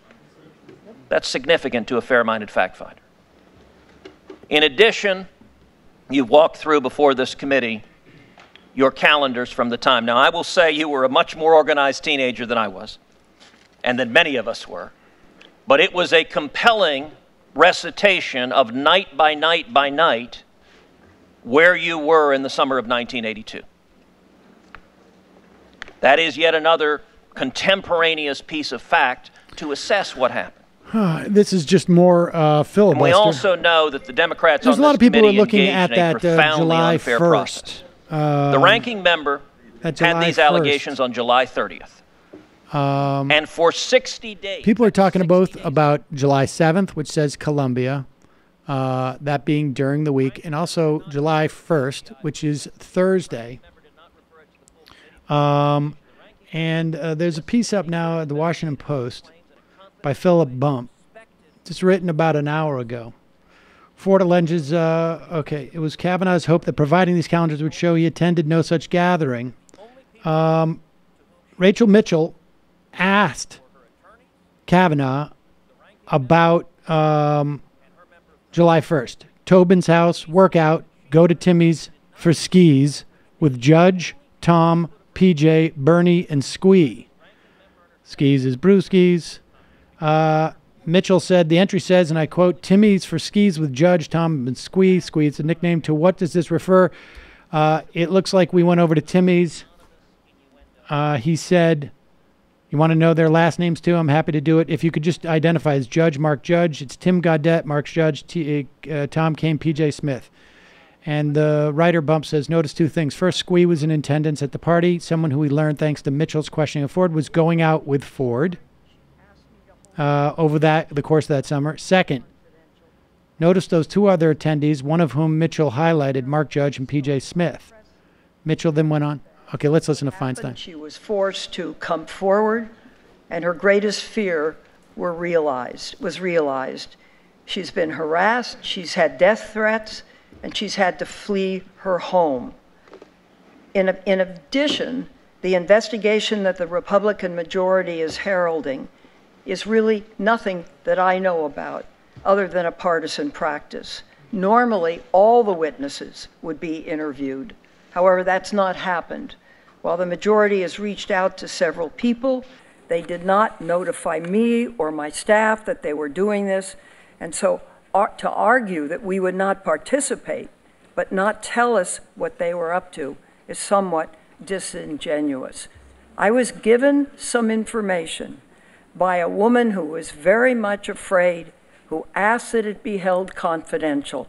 And I held it confidential until she decided that she would come forward. Mr. Chairman, would the ranking member answer a question, please? If I can. I have great respect for Senator Feinstein. We've worked together on many topics, and I believe what you just said. Can you tell us that your staff did not leak it? Oh, I don't believe my staff would leak it. I have not asked that question directly, but I do not believe they would. Do you know that? Would. I mean, how in the world could that get in the hands of the press? The answer is no. The staff have you asked your staff or other staff members on the Judiciary Committee? Pardon me? Well, Jennifer reminds me I've asked her before about it, and that's true. Well, somebody leaked it if it wasn't you. Well, it was, I'm telling you, it was not, I did not. I mean, I was asked to keep it confidential, and I'm criticized for that too. Mr. Chairman, could I ask the chairman a question, which is, does the committee have a process if there is an allegation against any nominee to assess that allegation in a confidential forum rather than in the public, since Dr. Ford requested that it be kept confidential? Is there a process for the committee for considering confidential allegations? And the answer is yes, and I sent Senator Tillis pointed out the document that I put out to show of all the things that we've done along the lines of your question. And Mr. Chairman, what would you have done if on July 30th the ranking member had raised this allegation with you? As the chairman of this committee, how would you have We would have done like we have done with every background, or let's say FBI report that comes from the White House with a nominee, and then subsequent to that, because maybe the FBI got done with it 3 months ago, we go through the FBI or information comes to us, then we have our investigators in a bipartisan way, both Republicans and Democrats, follow up on whatever those questions are or those problems that have to be worked out. So bipartisan investigators could have investigated this 2 months ago, and it could have been heard in a confidential setting without Dr. Ford's name or Judge Kavanaugh's because this is just them posturing about. I would have liked to hear whether or not there was any coordination with Ed Whelan, who tried to float this doppelganger theory. What do you knew about it? Did they ever meet with Ed Whelan? Mr. Chairman, may I respond? It's my understanding that her story was leaked before the letter became public. And she testified that she had spoken to her friends about it, and it's most likely that that's how the story leaked, and that she had been asked by press. But it did not leak from us, I assure you of that. Well, Mr. Chairman, I'm a little confused. I thought only the member of the House and Senator Feinstein and her lawyers had the letter. So her friends she might have talked to about it couldn't leak the letter if they just had a the letter wasn't leaked unless she released the letter. Copy of the letter. Senator, I don't think the letter was ever leaked. Well, how did the press know to contact her about her complaint? She testified here this morning that she had talked to friends about it. They had the letter. And that press had talked to her. The letter was not leaked, guys. Senator, our judge, since there was reference to making the up problems, parts of the story. It's the unbelievable. legitimate problems, and the change of lifestyle that Dr. Ford had. If you want some time to say the impact on your family, I'd be glad to hear you. What about Kamala Harris? If you don't want to talk about it, that's okay. I've talked about that, Mr. Okay. Then Senator Harris. Thank you. Judge Kavanaugh, have you taken a professionally administered polygraph test as it relates to this issue? No, I'll do whatever the committee wants. Of course, those are not admissible in federal court, but I'll do whatever the committee wants. They're not admissible in federal court because they're not reliable, as you know. So you've not taken one? Right. All three of the women who have made sworn allegations against you have called for an independent FBI investigation into the claims. You've been asked during the course of this hearing by 4 different members, by my count, at least 8 times today, and also earlier this week on national television, whether you would call for the White House to authorize an FBI investigation. Each time you have declined to do so. Now, you know, I know you do, that the FBI is an agency of men and women who are sworn and trained law enforcement, who in the course of conducting background investigations on nominees for the Supreme Court of the United States and others are charged with conducting those background investigations because they are sworn law enforcement and they have the expertise and the ability and the history of doing that. So I'm going to ask you one last time. Are you willing to ask the White House to authorize the FBI to investigate the claims that have been made against you? Well, I'll do whatever the committee wants, of course. And I've heard you say that, but I've not heard you answer a very specific question that's been asked, which is, are you willing to ask the White House to conduct an investigation by the FBI to get to whatever you believe is the bottom of the allegations that have been levied against you? The FBI would gather witness statements. You have the witness statements. I don't want to debate with you how they do their business. I'm just asking, are you willing to ask the White House to conduct such an investigation? Because as you are aware, the FBI did conduct a background investigation into you before we were aware of these most recent allegations. So are you willing to ask the White House to do that? And say yes or no, and then we can move on. I've had 6 background investigations over 26 years. Sir, as it relates to the recent allegations, are you willing to have them do it? The witness testimony is before you. No witness who was there supports that I was there. Okay, I'm going to take that as a no, and we can move on. Right, good. You have said in your opening statement, you characterized these allegations as a conspiracy directed against you. I'll point out to you that Justice now, Neil Gorsuch, was nominated by this president. He was considered by this body just last year. I did a rough kind of analysis of similarities. You both attended Georgetown Prep. You both attended very prestigious law schools. You both clerked for Justice Kennedy. You were both circuit judges. You were both nominated to the Supreme Court. You were both questioned about your record. The only difference is that you have been accused of sexual assault. How do you reconcile your statement about a conspiracy against you with the treatment of someone who was before this body not very long ago? I explained that in my opening statement, Senator. Look at the evidence here, the calendars, look at the witness statements, look at Ms. Kaiser's statement. Okay. And then she's got to. Do you agree that it is possible for men that's to weird, both sir, but be I'll move on. Friends like even that with some women and treat other women badly?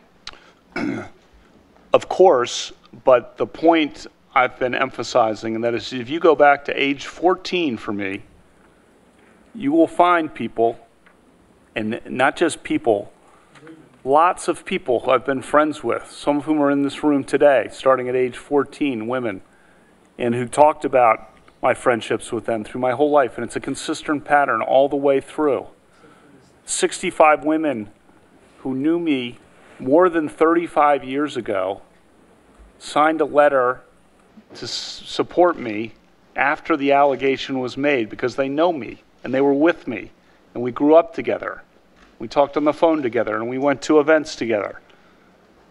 That is who I am. What they've said, what the people who worked with me in the Bush White House, the women there. Look at what Sarah Day said in centralmaine.com. Look at what the law clerks. I have sent more women law clerks to the Supreme Court than any other federal judge in the country. I only have a few seconds left, and I'll just ask you a direct question. Did you watch Dr. Ford's testimony? I did not. I plan to. I plan to, but I did not. I was preparing mine. Our last 5 minutes will be Senator Flake, 1 minute, and Senator Kennedy, 4 minutes. Thank you, Mr. Chairman. When Dr. Ford came forward with her account, I immediately said that she should be heard and asked the chairman to delay the vote that we had scheduled. And the chairman did, and I appreciate that. And she came at great difficulty for her and offered compelling testimony. You have come and done the same. I am sorry for what's happened to you and your family, as I'm sorry for what has happened to hers. And this is not a good process, but it's all we've got. And I would just urge my colleagues to recognize that in the end, we are 21 very imperfect senators trying to do our best to provide advice and consent. And in the end, there is likely to be as much doubt as certainty going out of this room today. And that as we make decisions going forward, I hope that people will recognize that. And in the rhetoric that we use and the language that we use going forward, that we'll recognize that there is doubt. We'll never move beyond that. And just have a little humility on that front. So thank you. Thank you, Senator Flake. Whoa, now, Senator what does that Kennedy. mean? I'm voting. Senator Kennedy. Saying I'm voting for him, or do you think it's saying I'm not voting for you? I'm sorry, Judge, for what you and your family have been through. And I'm sorry for what Dr. Ford and her family have been through. It could have been avoided.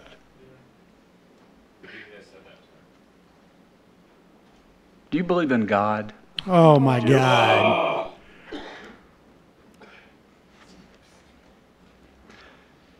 I'm going to give you a last opportunity.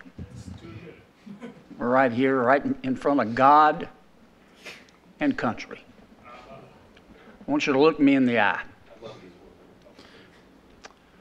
Are Dr. Ford's allegations true?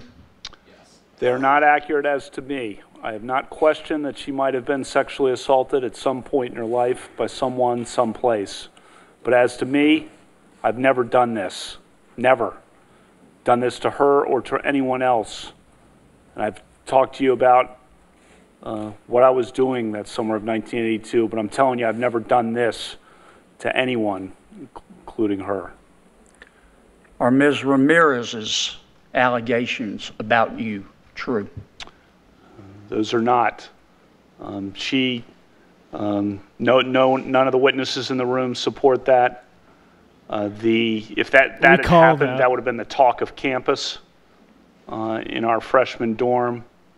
The New York Times reported that as recently as last week, she was calling other classmates seeking to, well, I'm not going to characterize it, but calling classmates last week and just seemed very, I'll just stop there. But it's not true. It's not true. Are Ms. Swetnick's allegations made by Mr. Hannity about you true? Those are not true. Never met her. Don't know who she is. There was a letter released within 2 hours of that breaking yesterday from, I think, 60 people who knew me in high school, men and women, who said it was, their words, nonsense, totally, the whole thing, that's totally ridiculous. None of these allegations are true? Correct. No doubt in your mind? Zero. I'm 100% certain. Not even a scintilla? Not a scintilla.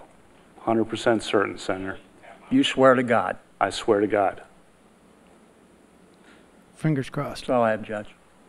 Judge Kavanaugh, thank you very much. Hearing adjourned.